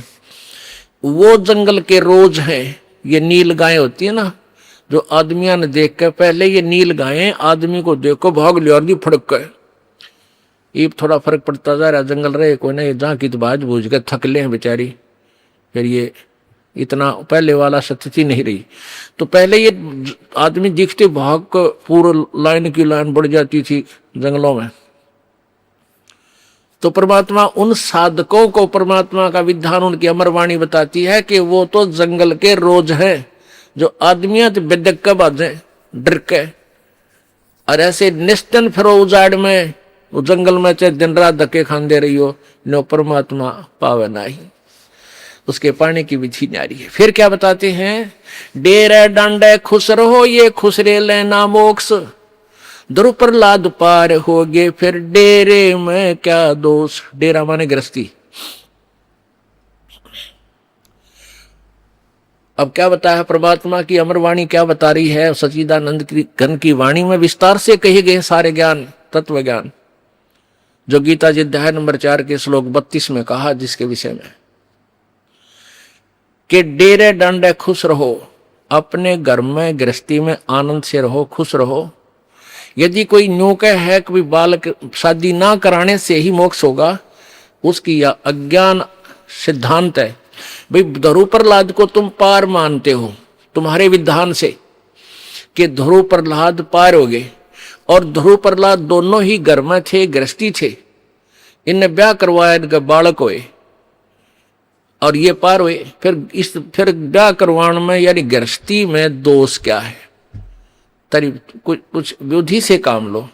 और यदि तुम समझते हो कि भाई शादी ना कराने मात्र से यानी स्त्री संग ना करने मात्र से ही मोक्ष है, तो तुम्हारा नंबर तो बहुत देर तक आता। ये यानी ये खुसरे नपुंसक ये तो पहले पार हो जाते तुम्हारे से। केवल एक इसी सत्र को, इसी लेवल से तुम अपने आप को सुपीरियर मानते हो, तो तुमसे सुपीरियर तो ये हिजड़े हैं। बचपन से ही चाहते हुए भी इनमें विकार नहीं हो सकता, और तुम तो कि तक काम बिगाड़ सकते हो। तो कहने का भाव ये परमात्मा का कि परमात्मा की भक्ति से खुसरे करो, और ते ब्रह्मचारी करो, और ते शादीशुदा करो। लेकिन दुराचार बुरा है तो सबका काम बनेगा, लेकिन शास्त्र अनुकूल हो। अब यहां समस्या और आ जाती है। गीता जी अध्याय नंबर 3 के प्रारंभ में ही 8-9 श्लोकों में स्पष्ट किया है कि एक तो कर्म सन्यासी, एक कर्मयोगी। कर्मयोगी जो बाल बच्चेदार गृहस्थी है, कर्म सन्यासी जिसने घर त्याग दिया, यानी काम छोड़ दिया, अपना बैठ के केवल हठ योग कर साधना पर लाग रहे। वैसे तो यदि उनकी शास्त्र अनुकूल साधना नहीं है, दोनों ही व्यर्थ हैं, अश्रेयकर, वो श्रेयकर नहीं है, अच्छी नहीं है। और फिर भी यदि शास्त्र अनुकूल साधना भी कर रहे हैं, उनमें भी मान ले उनके अंदर भी ये त्रुटि है कि मान लीजिए जैसे एक गृहस्थी वही साधना कर रहा है शास्त्र अनुकूल, और एक कर्म सन्यासी कर रहा है जंगल में बैठ कर उसी साधना, तो उन दोनों में से भी गृहस्थी फिर भी ठीक है, क्योंकि उसमें अभिमान कोई ना, अभिमान नहीं है तो कोई संत आकर के कभी ना कभी उसको ज्ञान भी दे देगा। और जिसने कर्म संन्यास कर दिया, जंगल में चला गया, बाल ब्रह्मचारी कहता अपने आप को, या वैसे बालक त्याग कर चला गया, उसमें ये सबसे बड़ा अवगुण हो जाता है कि वो मानने कौन दूसरे की अभिमानी हो जाता है। तो इनसे कहते हैं वो कर्म योगी अच्छे हैं, श्रेष्ठ हैं। श्रेष्ठ क्यों है? क्योंकि उसकी तुलना में, क्योंकि वो मान जाएंगे, भगवान की भक्ति कर लेंगे। एक बार क्या था कि अब कर्म सन्यासी और कर्म योगी की भी करना पड़ेगा, थोड़ा डिस्क्रिप्शन देना पड़ेगा, इसका विवरण सा उदाहरण। पहले ये दास ज्यादा विस्तृत से नहीं बताता था, नो खोल कर बता, भाई जैसे जिन्हें शादी नहीं करवाई वो कर्म सन्यासी है, यानी जो काम छोड़ गए। और फिर कथा आती है जैसे राजा जनक भी शादीशुदा था, बाल बच्चेदार था, यो पार हो गया, ध्रुव भी पार हो गया, प्रहलाद भी बाल बच्चेदार था, पार हुआ, गरीबदास जी बाल बच्चेदार थे, पार हुए। और ये ऐसे ऐसे जो शादी नहीं करा रहे थे, ब्रह्मचारी रहते थे, ऐसे करते थे, वो नरक गए। तो यहाँ एक भगत आ रहा है सेवा में राजस्थान से, 8-9 वर्षों से हमारे साथ ही रह रहा है। उसने ये सत्संग सुन लिया, वो केवल अपना उद्देश्य यही लेकर आया हुआ है कि मैं अपना पीछा छुड़वाऊं। उसका वैसे रामकरण नाम है, हमारे यहाँ रहता है आश्रम में। तो उसने 2-3 बार कुदरती ऐसा सूत बैठ गया, शॉर्टकट में वो बात ऐसी बतानी पड़ गई, तो उसका वहम हो गया कि भाई जो शादी करावे है वही पार होंगे, और जो शादी नहीं कराता मैं तो रह गया। फिर तो उसने सोचिया तो बात बिगड़ेगी, यानी उसका उद्देश्य नहीं था परमात्मा पाना चाहिए, चाहे ब्याह करवाना पड़ेगा, मैं ब्याह भी शादी भी करवाऊंगा। तो उसने एक भगत से कहा, बोला मैं तो घर जाऊंगा, और उसकी गर्दन में डिफेक्ट है, ऐसे ऐसे करता है वो हर दिन में, वो कोई या भी रजा है दाता की, भगवान का नहीं गणा लगेगा तो थोड़ा बहुत बड़ा रहता है डिफेक्ट शरीर में। तो उसने मेरे से कहा, जी रामकरण घर जान की कहे। मैंने सोचा भाई किसी बालक ने आपस में कवा सुनी होगी, या कोई अभाव बच्चे को ना होना चाहिए, यहाँ हमारे आया हुआ है रह रहा है। मैंने उसको बुलाकर पूछा, माँ बेटा कोई दुख है, किसी ने कुछ कह दिया तेरे थे? ना जी। मैं और क्या करेगा? बोला ब्याह करवाऊंगा। भाई तेरी नाड़ तो काम करने का तो ना नो नो तेरी नाड़ करे न कमी कित पंगम पांदे है तो नो बोला जी मेरा मोक्ष ना हुआ है, हमने नो सुना है जो ब्याह करवा उसका मोक्ष होगा। अरे तरह के जब ये फिर उसको समझा बेटा उद्देश्य ब्याह से नहीं है, कर्म सन्यासी वो होता है जो जंगल में चला गया काम का हाथ और हठियों करके बैठ जाता है। आप तो आश्रम में रहकर भी कर्मयोगी हो, सारा सेवा करते हो। अब वो जूतों की सेवा कर, जोड़ा घर में सेवा करे जूतों वाले में, और सेवा भी करे, जब भी फुर्सत मिलता है अपना बैठ कर भजन करता है वो क्योंकि ये ज्ञान को इसलिए दास चाहता है हर कंसेप्ट एक बार क्लियर करता चालो, कदे कोई रह जा दूरा फिर ऐसे कमजोरी रह जा बच्चे में। तो भाव ये नहीं उस होता कि शादी करवाओ या ना करो। जैसे पहले हमने देखा गामा में एक घर में 6-5 लड़के हुआ करते, एक ब्याह जानदार बाकी सारे बिना ब्याह थे। तो वो भी कर्म योगी थे, वो धंधा करा करते अपना, कोई पाली जा रहा है, कोई आड़ी जा रहा है, कोई कुछ कर रहा है, कोई किस तो ऐसे था। वो भी कर्म योगी थे, कर्म सन्यासी नहीं थे। तो कहने का भाव ये है कि अब परमात्मा कह रहे हैं अब सुखदेव को ये अभिमान हो गया कि मैं तो बाल ब्रह्मचारी और राजा जनक गृहस्थी भाई और कैसे शीश निभाऊं जाई, ये अभिमान और है नकलियों में जो घर छोड़ के आंडे हैं, लाल कपड़े पहन गए। ये मैं सुना करता इनके पास जाता था बैठता, तो एक दूसरे ने कहते थे तो गृहस्थी को अपने पास बैठाता है, यानी उनका आसन होता था। जैसे एक चारपाई पर बैठ गया एक बाबा जी और उसने को बैठा लिया अपना लाडला सा चेला भी अपने पास, घर वाला अकाजा भाई यार। दूसरा देख लेना उसने जाते घेर दे, क्योंकि तूने गृहस्थी को अपने बराबर बैठा लिया। तो संत में और गृहस्थी में क्या अंतर रहा, ये तो वैसे यहाँ तक उलझ पुलझ हो रहे थे। तो वो है बीमारी राजा इसमें सुखदेव ऋषि में थी कि मैं तो एक बाल ब्रह्मचारी मस गृहस्थी में, और वो राजा जनक एक राजा और ऊपर से फिर गृहस्थी। एक नारी त्याग दीनी 5 नारी गैल वे। ये नारी घर ने त्याग के कौन जाता है, जो ये महसूस करता है कि मेरी भक्ति में मेरी पत्नी बाधक है, और वो घर त्याग कर जंगल में चला गया। तो परमात्मा का विधान बता रहा है एक नारी त्याग दीनी 5 नारी गैल वे, पाया ना द्वारा मुक्ति का सुखदेव करी बहु सैलवे। एक नारी त्याग दीनी, भक्ति में बाधक जो पत्नी थी वह तने एक त्याग दी, और ये 5 और रही काम क्रोध मोह लोभ अहंकार। ये 5 नारी यानी भक्ति बाधक तेरे संग वे गैल वे, और पाया ना द्वारा मुक्ति का सुखदेव करी बहु सैल वे। सैल सपट्टे बहुत करे, सैल माने सैर, कदे स्वर्ग मर कदे दूसरे स्वर्ग मर, कितने सैर सपट्टिया मर, कहते न्यू मालिक ना मिलता।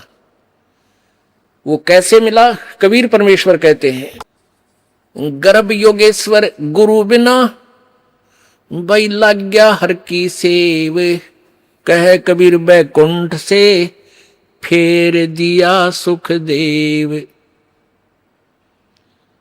गर्भ योगेश्वर यानी मां के गर्भ में ही इतना ज्ञानी पा के गया था वो गर्भ योगेश्वर सुखदेव। कहते हैं स्वर्ग में चला गया बिना गुरु के, वहां से उसको वापस फेर दिया, वापस पटक दिया। गर्भ योगेश्वर गुरु बिना वो लग गया हर की सेव, कह कबीर बैकुंठ से वो फेर दिया सुखदेव। राजा जनक गुरु किया फिर किन्नी हर की सेव, कह कबीर बैकुंठ में वो उलट मिले सुखदेव। वो फिर स्वर्ग में गए राजा जनक को गुरु बना के। अब राजा जनक कैसे गुरु बनाया, अब सुखदेव वहां से चलकर आ गए स्वर्ग से, उन ऋषियों से वार्ता करके देवताओं से। उसका फिर भी ना जच्ची बात, तक अपने पिताजी के पास चलता हूं। व्यास जी बड़े पहुंचे हुए हैं, 4 वेदों का राइटर हैं, और ऐसे ऐसे बड़े महान आत्मा है हमारे पिताजी, अब उनसे मिलो। देखो घर तांडी पाक के गया था कि मैं बाप का मुंह भी देखूं कि जब मेरा मुझे ममता हो जा। ये उनकी अपनी लोक वेद था, अपनी सोच थी। अच्छी सोच होते हुए भी डिफेक्टिव थी, क्योंकि वो सुचारू नहीं थी, वो शास्त्र अनुकूल नहीं थी। अभिमान हो गया कि मैंने पिता का मुंह भी नहीं देखा, चल पड़ा। और फिर पिताजी के पास आना पड़ा। सुखदेव के पास आया ना, सुखदेव अपने पिताजी व्यास जी के पास आए और कहा, पिताजी प्रणाम। कहा गया पुत्र, कहा गया पिताजी। बड़ी खुशी हुई, सीने से लगाया, पिता ने प्यार किया, बैठा दिया, भाई घने दिन में आया है बेटा। फिर कहने लगा, पुत्र आज कुछ मायूस से नजर आ रहे हो, टेंशन किस बात की है आपको? अब सुखदेव ने सारी कथा बता दी, कैसे ऐसे भगवान विष्णु के लोक में गया था, उन्होंने नहीं मुझे स्वीकार किया और कहा गुरु बनाओ। और गुरु बनाने के लिए भी राजा जनक को कह दिया। अब राजा जनक गृहस्थी, बाल बच्चेदार, मैं कैसे जाऊं? अब देखो, जब उन देवताओं के पास स्वर्ग में सुखदेव ऋषि ने यह प्रश्न किया कि भगवान ने मेरे सामने एक समस्या उत्पन्न कर दी, तो देवता कहने लगे, पता लगा कि समस्या क्या है कि राजा जनक से उपदेश ले। तो अब यही प्रश्न उसने अपने पिताजी से किया कि नाम तो मैं लूं पिताजी, लेकिन मेरे सामने भगवान ने एक समस्या पैदा कर दी, मेरे सामने एक समस्या उत्पन्न कर दी। तो सुखदेव उस व्यास जी के ये वचन सुनते ही हृदय में पीड़ा हुई कि बालक तो ठीक ना बोलता, यू ऋषि वाले लक्षण इसमें लग नहीं रहे, जो भगवान को न्यू क्या समस्या पैदा कर दी। भगवान समस्या पैदा करते कभी मन में सोचा ही था। फिर भी अपने रोक कर कहा कि क्या बात होगी पुत्र? कि भगवान ने कहा कि राजा जनक से उपदेश ले ले। राजा जनक तो बाल बच्चेदार, कई रानियां उसके हैं, और मैंने स्त्री का मुंह भी नहीं देखा, मैं बाल ब्रह्मचारी। अब एक गृहस्थी को क्यों कर शीश निभाऊं, मैं तो मैं ऋषि। अब सुखदेव व्यास बोला, भाई तेरा जन्म किस तो हुआ है? आपसे यानी मेरे पिता और ये हमारी माता जी, फिर हम के हैं भाई, हम गृहस्थी को ना, तो मेरे सामने क्यों शीश निभाया फिर आके? तो भाई लग गया था अच्छा बच्चा, लेकिन सुखदेव ने कुछ नहीं करी बेटा। मैं सोचू था मेरा बेटा मेरा नाम रोशन करेगा और महान बनेगा, जब इतना त्याग किया मैंने, अपने दिल पर पत्थर रखा, पुत्र के मोह में कई दिन तड़पता रहा, आहार भी नहीं किया, फिर भी न सोची चल अपना कल्याण करवा लेगा। तो नरक में जागा और गधा बनेगा, नालायक तने करके रखा है, अभी तक तूने गुरु नहीं बनाया। और फिर ऊपर से कहता है कि भगवान ने समस्या पैदा करती, भगवान ने तो तेरी करड़ाई टाल दी, और जाकर नाम ले ले नालायक, उस महापुरुष के चरणों में गिर जा। भगवान का आदेश और भगवान पाना चाहे और उसके आदेश का पालन नहीं कर रहा है, कहाँ ठिकाना तेरा? संत ऋषि साधु किसी सतर के भी क्यों ना हो, वो बोलिया करे सुर में, नो क्या करे डूम की रोएगी तो सुर में रोएगी। तो ये हमारे जो संत साधक ऋषि जो जैसे उन्हें किसी सत्र का ज्ञान है, वो बोलिया करे एक सुर में, भाई गुरु तो बनाना ही पड़ेगा। और इतना विमान भगवान का आदेश और उसी के पास जाना चाहता, और फिर गुरु ने उसका पालन नहीं करा, डबल डिफेक्ट हो गया तेरे में। अब और विकल्प ना देख के अब पहुंचा सुखदेव ऋषि राजा जनक के पास, के बाद तो बिगड़ गई, क्योंकि उसका उद्देश्य तो राम परमात्मा पाना, कल्याण कराना ही था। इसलिए उसने फिर अपना वो मान भी त्यागना पड़ा। अब जिसने भगवान सी है तो धीरे धीरे सेट तो हो जाएगा, और जो कति नास्तिक है, डबल नास्तिक साकेट, उसने फिर वो समझावा कैसे। अब राजा जनक के पास पहुंचा, साधु वेशभूषा, लाल कपड़े, फिर तो सेट हो लिया था ना, ऋषि बन गया था, बड़ी बड़ी दाढ़ी और जटा। अब राजा जनक गृहस्थी था, राजा था, राजा में जैसे गीता में लिखा है ना 3 अध्याय में कि गृहस्थ कर्म योगी में अभिमान नहीं होता, इसलिए वो कर्म सन्यासी से ठीक श्रेष्ठ यानी कुछ अच्छा है। तो यही होता है गृहस्थी में, चाहे वो राजा भी हो और चाहे आम व्यक्ति है, भक्त है, परमात्मा से परिचित है विधान से, तो उसमें नम्रता होती है। आए का आदर करे और चलता निभावे शीश, और तुलसी ऐसे मीत से कोई मिलना विश्व बीस। आए का आदर नहीं नाने नन में ने, तुलसी वहां ना जाइयो चे कंचन वर्षा में। ये जो तुलसी जी की जो वाणी है ये व्यवहार में ज्यादा है।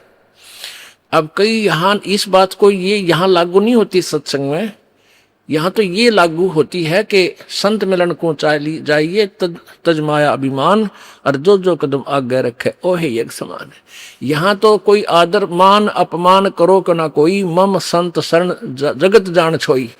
यहाँ आप आते हो परमात्मा पाने के लिए इस दास के पास, आपको यहाँ कोई उलट सुलट बोल भी जाता है कोई, उसकी परवाह नहीं करनी, जिसने भगवान चाहिए। मान अमान करो क्यों ना कोई, चाहे समाज वाले भी आपका मान अपमान करें।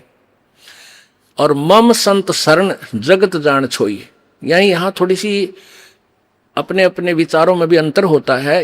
ये परम संत पूर्ण परमात्मा के विचार हैं और वो तुलसीदास के एक व्यवहारिक विचार हैं।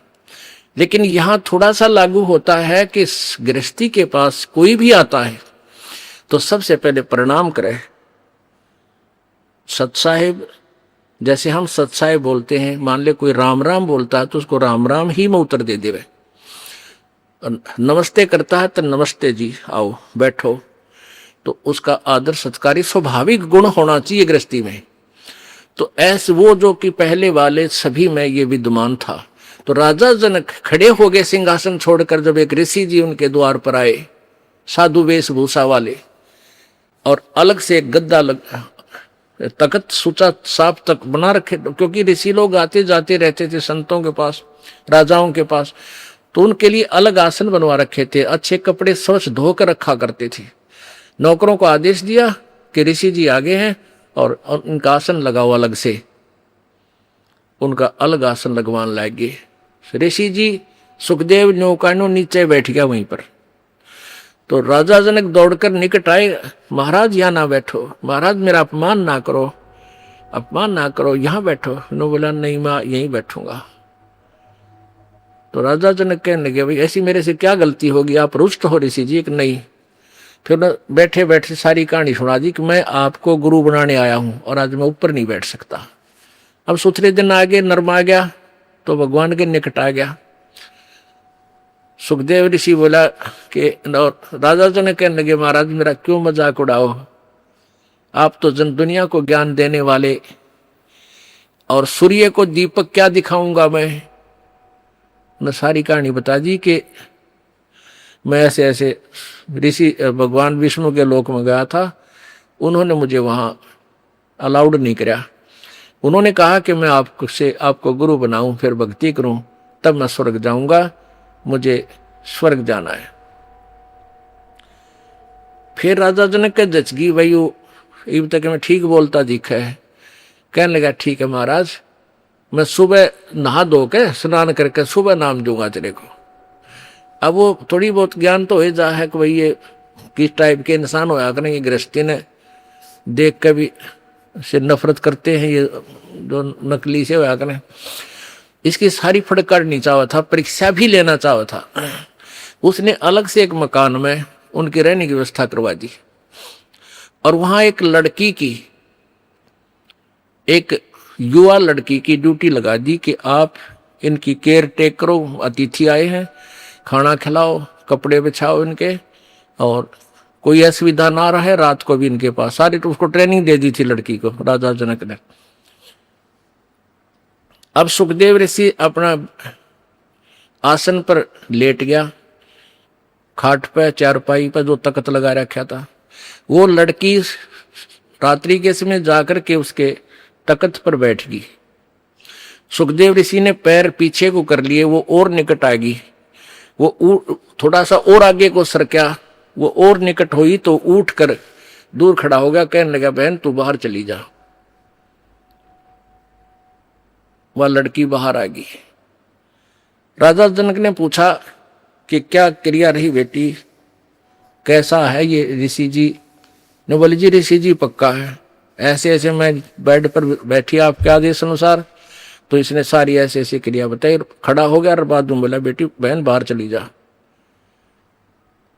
तो बोला ठीक है। अब क्या हुआ कि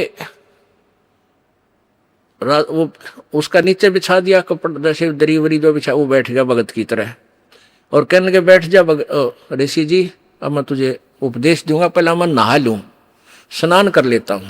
अब गरीबदास जी ने अपनी वाणी में लिखा है कि राजा जनक के हजारों की संख्या में रानियां थी, पत्नी थी। उनमें से एक पटरानी होती है, जो सबसे पहले जो शादी की जाती है उसको पटरानी बोलते हैं, मुख्य पत्नी। बड़ी सुशील, अच्छी भक्ति करने वाली साध्वी टाइप थी। उसको कहा राजा जनक ने कि मैं नहाऊंगा, और पानी गर्म करा, बता दिया था सारा, उसको ट्रेनिंग दे दी थी। वहीं पर जहां इस पहले बड़े बड़े दरवाजे होते थे, वहीं इधर सुखदेव ऋषि बैठा और इस साइड में लगा का चूल्हा ईटा का, और ऊपर धर दिया पतीला और नीचे बाल दिए लकड़, सूखी लकड़, और पानी न्यो उबला जो कर चाय बनाया करें, बनाते उबला करें। और राजा जनक का वहीं साथ में नहाने के लिए पाटड़ा डाल दिया, और राजा जनक वहां नहाने के लिए विराजमान हो गया, धोती बांध के।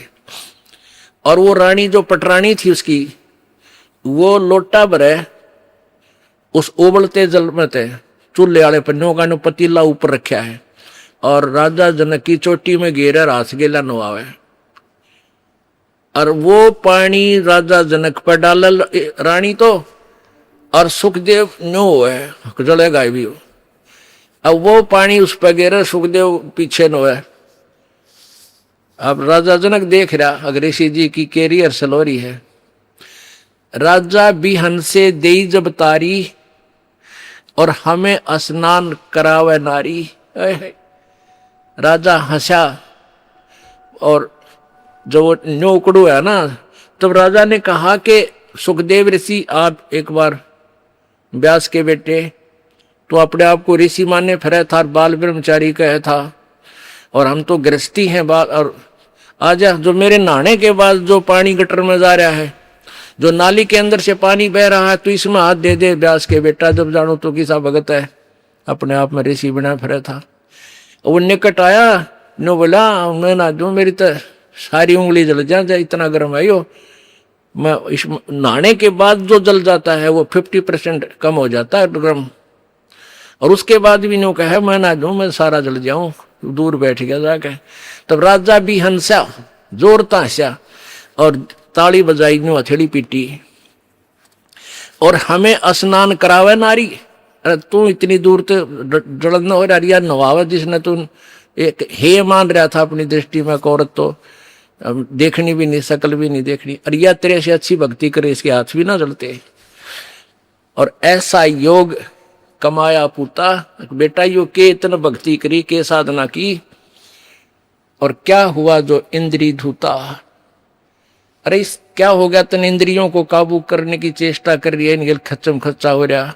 इंद्री कर्म लगाओ किसके, जैसे जिव्या लेप नहीं मधुरस के। नालाकी इस इंद्रियां का के दोष है भाई, इन तू रोके बैठा। अब जीभ के शहद लगा दे, 1 सेकंड में टेस्ट करके नीचे न कर देगी, जीभ का निशान भी ना पाओ मत होगा। तो इंद्रियां का कर्म नहीं लगे, तेरे मन के कर्म लगेंगे। और मन में दोष आए बिना रह नहीं सकता बेटा, ते तो कितनी बात बना दे। या वो भी जान गया भाई मन तो दुष्ट है, तो 1 मिनट में करा के बूंदी सोच जा, फिर सेकंड में कुछ और सोच ले। तो कहते हैं इंद्री कर्म लगाओगे किसके, जिव्या लेप नहीं बदुरस के। काफी ज्ञान दिया, फिर समझाया उसको। फिर क्या बताया कि रात्रि के समय ये लड़की तेरे बेड पर बैठी, और तेरी क्या स्थिति थी, क्यों डर गया, या कोई खावा थी तेरे को। तेरे में ज्ञान नहीं, विवेक नहीं, अगर तू आत्म तत्व में भी नहीं है, परमात्मा के निकट कहाँ, तो बहुत देर की बात है। योगी पुरुष आत्म तत्व में आ जाते हैं। स्त्री और पुरुष की आत्मा में उन्हें भिन्नता नजर नहीं आती। अगर तू थोड़ा बहुत आत्म तत्व में भी आ रहा होता तो भी तेरे अंदर ये शुक्र पैदा ना होती, और बैठ जाता, कहता जा बेटी बैठ, आओ भाई बैठो, बात परमात्मा की चर्चा शुरू करता, उसको ज्ञान सुनाने लग जाता। आप पे दोष खत्म था, तेरे अंदर दोष था, इसलिए तो शुक्रिया। एक बार सांग देखने चले गए दो जने, एक तो पहले जाता था, एक पहली बार गया था। और वो लड़के उस समय लड़कियों का ही रोल बना के और मेल फीमेल का रोल करा करते हैं। तो नाच रहे थे, कोई गा रहा था, अच्छे सुसज्जित कपड़े, मेकअप कर रखी थी। तो पहली बार जो लड़का गया था वो लोग कहा दूसरे ने, देख के सुंदर लड़की, देख किसा बढ़िया नाच है। और दूसरा बोला लड़की को ना, यो लड़का है, उसका ना जच्ची बात है ना, तने नहीं बेरा। वो फिर शाम के समय जब वो वहां अपना समांग करके, वो ड्रामा पूरा करके, जब जहां वो रुके थे किसी चौपाल में, वहां गए। वो पहले जो सत्संग सुन, जिसने वो सांग देख रखे थे, वो अपने साथी को लेकर वहां चला गया।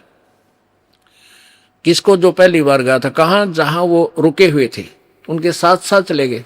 उन बच्चों ने जाते ही वो सारा मेकअप उतार कर, कपड़े निकाल कर न्यारे न्यारे टांग दिए, और वो लड़के नो के नो कच्चे कच्चे में खड़े। तब उसका यकीन हुआ, जो पहली बार सांग देखने गया था, अगर तो छोरे थे, छोरी कोई ना थी। अब अगले दिन जब वो सांग देखने गया, वो नाचा भी था वो लड़का, और लड़की का मेकअप भी था, पर उसने लड़की नजर नहीं आई थी, वो लड़का दिखा था। तो ऐसे ही जब आत्मज्ञान में भी होता, सुखदेव तू तने लड़की नहीं दिखो, तो ड्रामा कर रहा था बेटा, अपना कल्याण करा ले। बोलो सतगुरुदेव। आज के संत रामपाल जी महाराज के इस सत्संग से हमें जो ज्ञान मिला है, वह हमारे पूरे जीवन की दिशा बदल सकता है। हमने देखा कि कैसे परम तपस्वी सुखदेव जी, जो आकाश में उड़ने की सिद्धि रखते थे, जो स्वयं को बाल ब्रह्मचारी मानकर गर्व करते थे, उन्हें भी स्वर्ग और विष्णु लोक से वापस लौटा दिया गया। क्यों? क्योंकि वे गुरु विहीन थे और उनके अंदर इस बात का अभिमान था कि मैं गृहस्थी राजा जनक के आगे कैसे सिर झुकाऊं। लेकिन जब उनके पिता वेद व्यास जी ने और स्वयं भगवान विष्णु ने उन्हें ताड़ना दी, तब सुखदेव जी का अहंकार टूटा। राजा जनक ने पानी के उस साधारण से परीक्षण से और एक कन्या की सेवा से सुखदेव जी को दिखाया कि असली वैराग्य बाहर जंगल में जाने में नहीं, बल्कि मन के भीतर वासना और अहंकार को मिटाने में है। राजा जनक ने सुखदेव जी को समझाया कि केवल घर छोड़ देने या शादी न करने से कोई महान नहीं हो जाता। अगर मन में मैं ब्रह्मचारी हूं का अहंकार है, तो वह सबसे बड़ा अवगुण है। गृहस्थ में रहकर भी यदि मनुष्य शास्त्र अनुकूल साधना करता है और सद्गुरु की शरण में रहता है, तो वह निष्काम भाव से पार हो जाता है। कबीर साहिब जी कहते हैं, गर्भ योगेश्वर गुरु बिना लागा हरि की सेव, कहे कबीर बैकुंठ से फेर दिया सुखदेव। दर्शकों, जब सुखदेव जी जैसे महापुरुष को बिना गुरु के बैकुंठ से वापस लौटा दिया गया और उन्हें अपने पिछले जन्मी गद्धे की योनि का स्मरण कराकर चेतावनी दी गई, तो हमारी और आपकी क्या बिसात है। इसलिए आज का संत रामपाल जी महाराज का यह सत्संग हमें 3 बड़ी बातें सिखाता है। पहली बात, अपने जीवन में पूर्ण सद्गुरु की शरण ग्रहण करें। बिना गुरु के जप तप दान और साधना सब निष्फल चले जाते हैं। दूसरी बात, किसी भी प्रकार के धार्मिक या व्यावहारिक अहंकार, चाहे वह ज्ञान का हो, तप का हो या त्याग का हो, से बचें।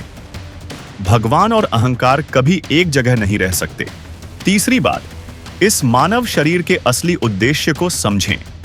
रोजी रोटी और परिवार की जिम्मेदारियां निभाते हुए भी सच्चा भक्ति मार्ग अपनाएं, ताकि हमें 84 लाख योनियों के चक्कर में न भटकना पड़े। यह समय व्यर्थ गंवाने का नहीं है।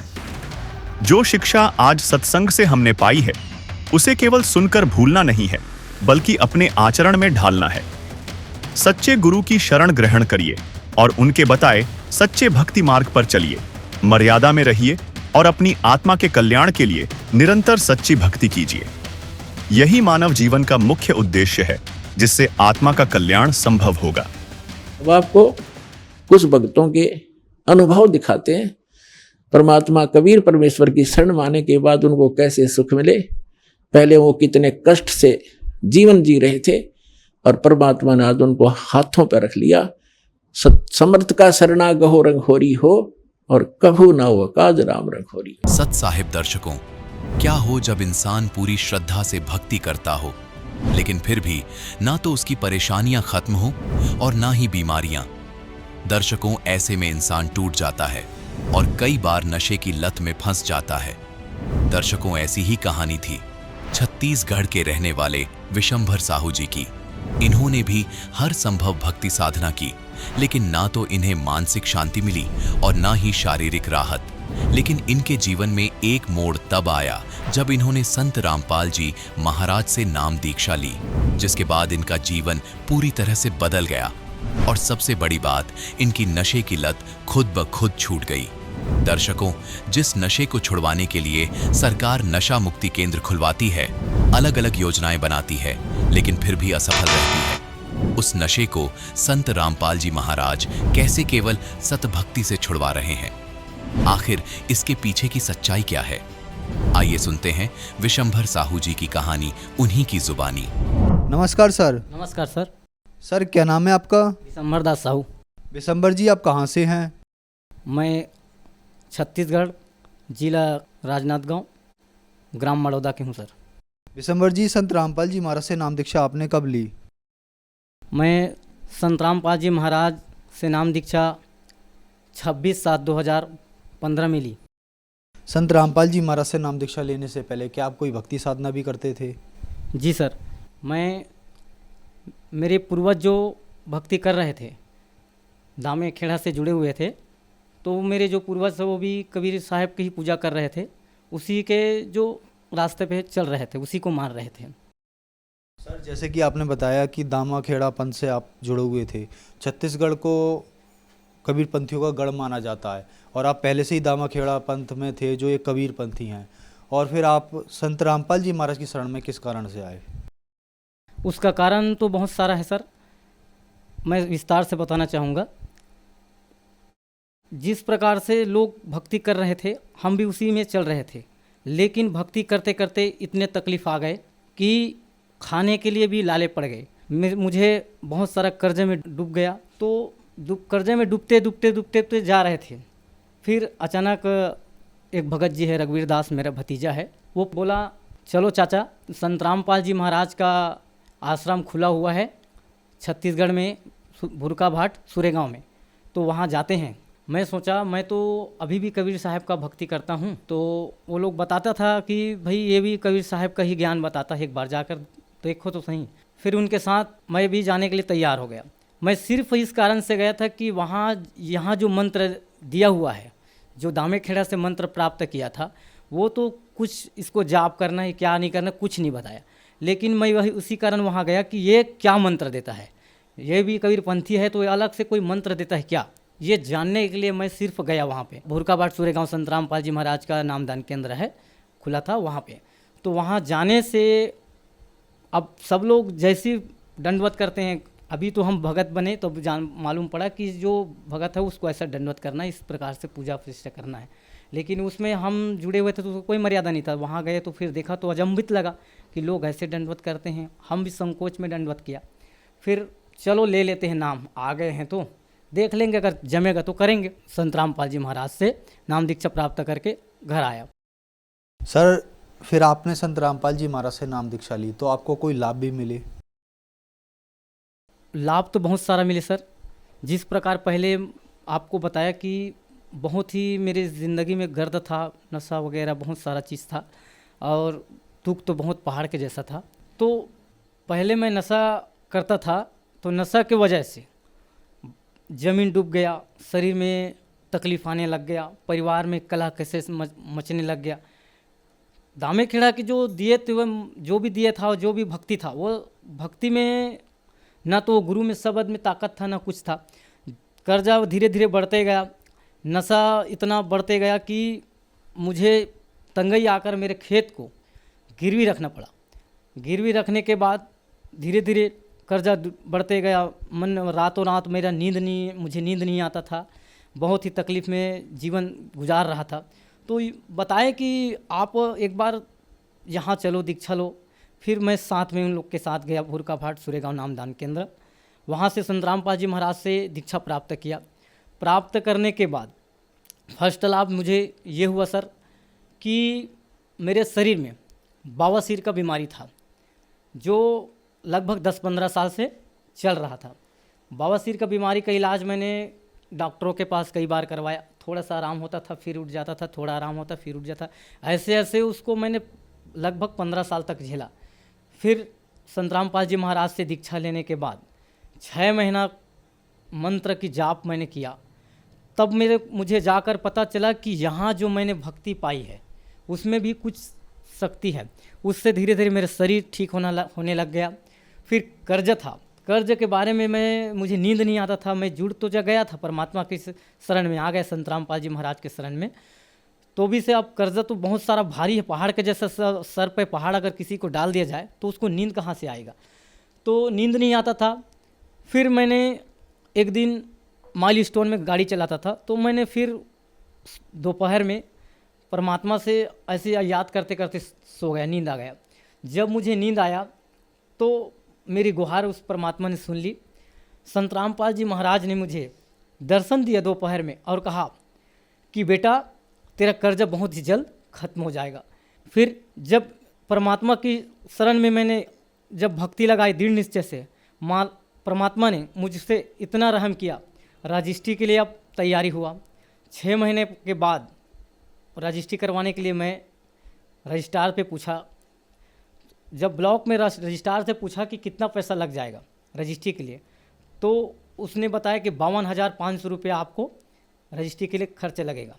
मेरे पास सिर्फ 30,000 पैसा था, बाकी मैंने कर्जा पे अब लाया, कर्जा पे लाया और मालिक से गुहार लगाया कि परमात्मा मैं तो निर्धन हूँ, गरीब हूँ, आपकी दया से अगर ज़मीन मेरा वापस हो जाए मालिक, यही बहुत बड़ा बात है।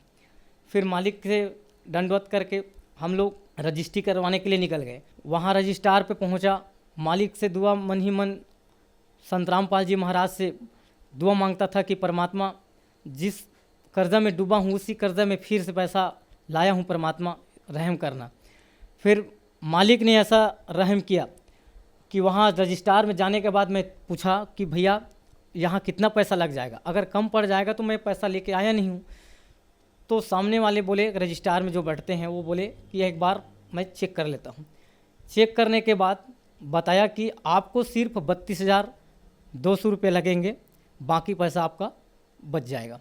परमात्मा की इतना कृपा बना कि 32,200 रुपये में मेरा रजिस्ट्री हो गया। बाकी जो कर्जा में लाया था वो पैसा मैंने वापस कर दिया। और एक बार खेत से आ रहा था, मेरे छोटी वाली गुड़िया थी, उसको मैं गाड़ी में बैठाया था। गुड़िया जो है गाड़ी के इस पार पलट गया, पलटने से उसके हड्डी यहाँ का टूट गया। हड्डी टूट जाने के बाद फिर एक खैरागढ़ में डॉक्टर भी है और वैद्यराज भी है, तो उनके पास मैं लेके गया। सभी लोग अब उनके पास जाते हैं, इसलिए मैं उसके पास चला गया। जाने के बाद उनको इलाज कराने के लिए तो वहाँ पे पूछा कि भैया आप ओझा काम थोड़ी करते हो, तो वो बोलते हैं कि मैं डॉक्टर भी हूँ और ओझा भी हूँ। तो मैंने उसको बोला कि भाई आप पट्टी बस बांध दो, तो नहीं फूकना पड़ेगा। मैं बोला भैया आप पट्टी बस बांध दो, इसमें इलाज हो जाएगा। उससे मैं दवाई लेके आ गया और बोला कि मैं आज के बाद न तो मैं कभी संत रामपाल जी महाराज के चेले न तो ओझे के पास जाते हैं, न किसी की ज़रूरत पड़ता है, आज के बाद मैं आपके पास नहीं आऊँगा। आने के बाद घर पे परमात्मा संत रामपाल जी महाराज से अरदास लगाया कि हे संत रामपाल जी, आप ही इस बच्ची को ठीक करेंगे, दूसरे बार दोबारा मैं उसके पास नहीं जाऊँगा। फिर ऐसा ही हुआ, संत रामपाल जी महाराज ने इतना चमत्कार किया कि मेरे बच्ची को दोबारा उस डॉक्टर के पास ले जाना नहीं पड़ा। डॉक्टर ने बता दिया कि बच्ची का ऑपरेशन करना पड़ेगा, हड्डी टूट गया है बीच से, अक्सरा करवाया तो पता चला। फिर मैं वहाँ से आके प्रार्थना लगाई संत रामपाल जी महाराज से। फिर प्रार्थना लगाने के बाद संत रामपाल जी महाराज ने मेरे बच्चे को 1 हफ्ते में ही ठीक कर दिया और ना ही मुझे ऑपरेशन करवाने की ज़रूरत पड़ी। उसके बाद मेरी पत्नी जो स्कूल में काम करती थी खाना बनाने की, मध्याह्न भोजन की, उसको अचानक थनौटी घाव बोलते हैं, कैंसर बोलते हैं, वो कैंसर हो गया। कैंसर उठ जाने के बाद अब हम चिंतित में पड़ गए कि भाई भक्ति तो कर रहे हैं, कहीं ना कहीं हमारा कर्म खराब है। तो स्कूल में जाते थे तो कई लोग उनको बोलते थे कि आप एक काम कीजिए, आप झाड़ फूँक करवा लो, उसमें ख़त्म हो जाएगा। कई लोग बोलते थे कि यार इसको ऑपरेशन करवाना पड़ेगा। डॉक्टर के पास वो गया तो वो डॉक्टर भी बोले कि ऑपरेशन करवाना हुआ है। फिर मैंने संत रामपाल जी महाराज का जो आसन लगाया हुआ है घर पे, उससे मैं दंडवत करके और मेरे पत्नी ने दंडवत करके रोया और कहा कि हे परमात्मा, हमें किसी और के पास जाना ना पड़े, आप ही हमारे सर्वधारी हो, आप ही हमें बचाओगे। ऐसा करके दंडवत करके परमात्मा से अर्जी लगाई। उसके बाद हम डॉक्टर के पास गए। डॉक्टर के पास जाने के बाद डॉक्टर ने बोला कि एक काम कीजिए, मैं इसको दवाई दे देता हूँ, दवाई अगर दे देता हूँ ठीक हो जाएगा तो ऑपरेशन करवाना नहीं पड़ेगा।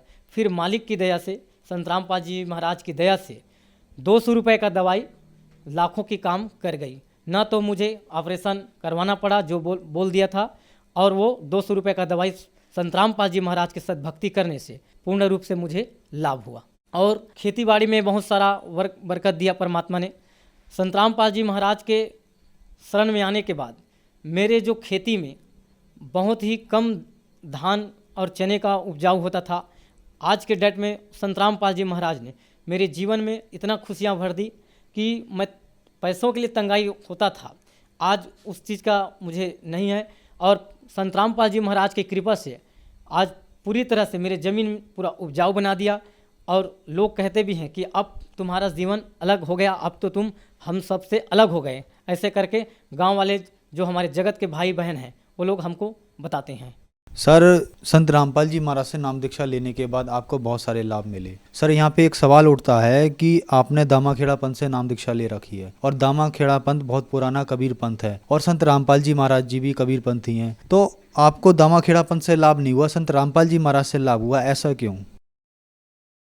संत रामपाल जी महाराज जो भक्ति बताते हैं शास्त्रों के अनुकूल, गीता जी में लिख खोल के दिखलाते हैं, बाइबल से दिखलाते हैं। दामाखेड़े वाले जो लोग कहते हैं कि हम धर्मदास के पूता हैं करके, वो लोग यथार्थ भक्ति नहीं बताते। कबीर सागर में जो 11 भाग का कबीर सागर है, उसमें लिख दिया है कि धर्मदास तुम्हारा वंश अज्ञाना और भूले जीव न जावे ठिकाना। और इसी चीज़ को पे जब चर्चा होते हैं दामाखेड़ा वाले लोगों से, अभी भी हम चर्चा जब करते हैं, हमारे भाई जो हम खुद जुड़ा हुआ है, हमारा बड़ा भाई, वो फूक झाड़ भी करते हैं और दामाखेड़ा वाले भी से भी जुड़े हुए हैं, उनसे जब हमारा चर्चा होता है कभी कभार, तो वो बोलते हैं कि तुम्हारे गुरु तो कुछ और बताते हैं, हमारा गुरु जो है वही सच्चा गुरु है, तुम्हारे गुरु तो काल का दूत है बोलते हैं। लेकिन हम लोग को समझ आया कि जब बीत जाए कलयुग 5505 तब मेरा वचन होगा साचा। ऐसा करके कबीर सागर में लिखा रखा है। सर, संत रामपाल जी महाराज से नाम दीक्षा लेने के बाद आपको बहुत सारे लाभ प्राप्त हुए, तो संत रामपाल जी महाराज से नाम दीक्षा कैसे ली जा सकती है? संत रामपाल जी महाराज से जुड़ने के लिए अनेकों चैनल टीवियों पर सत्संग आते हैं, उन पर पीला पट्टी चलते हैं, उस पट्टी पर नंबर आते हैं, उस पर कॉल करके कॉन्टेक्ट करके अपना नाम दीक्षा प्राप्त कर सकते हैं। धन्यवाद सर। साहब, तो पुण्यात्माओं,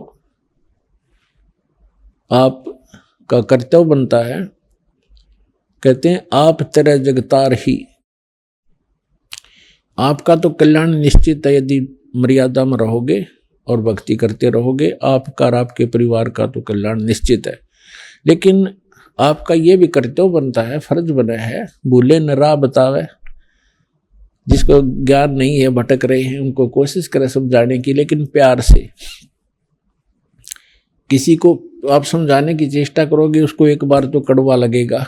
आपको भी ऐसा ही महसूस हुआ होगा प्रारंभ में, हमें भी ऐसा ही लगा था।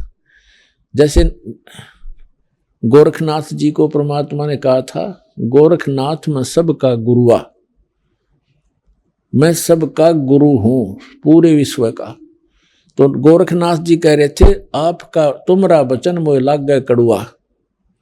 आप जो कह रहे हो ना अपने आप को, मैं सबका मार्गदर्शक हूँ, गुरु हूँ, ये बात मुझे अच्छी नहीं लगती, कड़वी लगती है, बुरी लगती है। तो परमेश्वर ने कहा था कि कड़वा लगे सो मीठा होई, हमरी बात पतीजा जोई। हमारी बात पर विश्वास करोगे तो आज जो आपको कड़वा लग रहा है एक दिन मीठा होगा।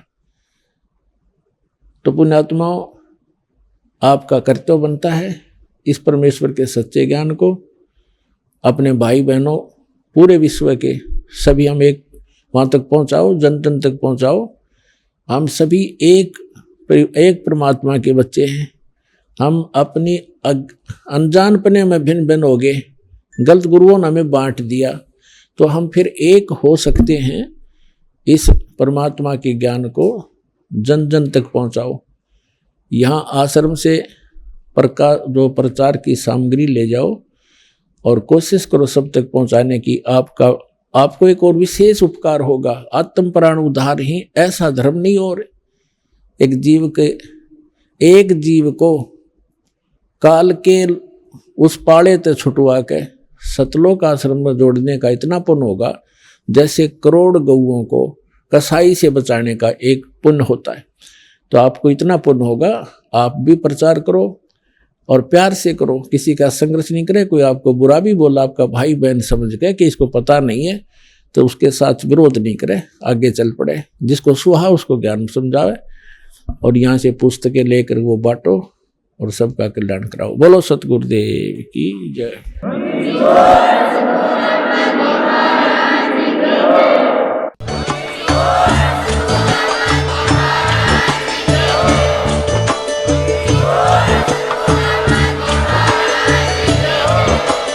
आप सुन रहे थे जगत गुरु तत्वदर्शी संत रामपाल जी महाराज जी के मंगल प्रवचन। अधिक जानकारी के लिए विजिट कीजिए हमारी वेबसाइट www.jagatgururampalji.org। संत रामपाल जी महाराज जी के शुभ आशीर्वाद से पूरे विश्व भर में 500 से भी ज्यादा नाम दीक्षा केंद्र हैं, जिन पर संत रामपाल जी महाराज जी द्वारा ऑनलाइन निशुल्क नाम दीक्षा दी जा रही है। अपने नजदीकी नाम दीक्षा केंद्र का पता करने के लिए संपर्क करें 8222880541।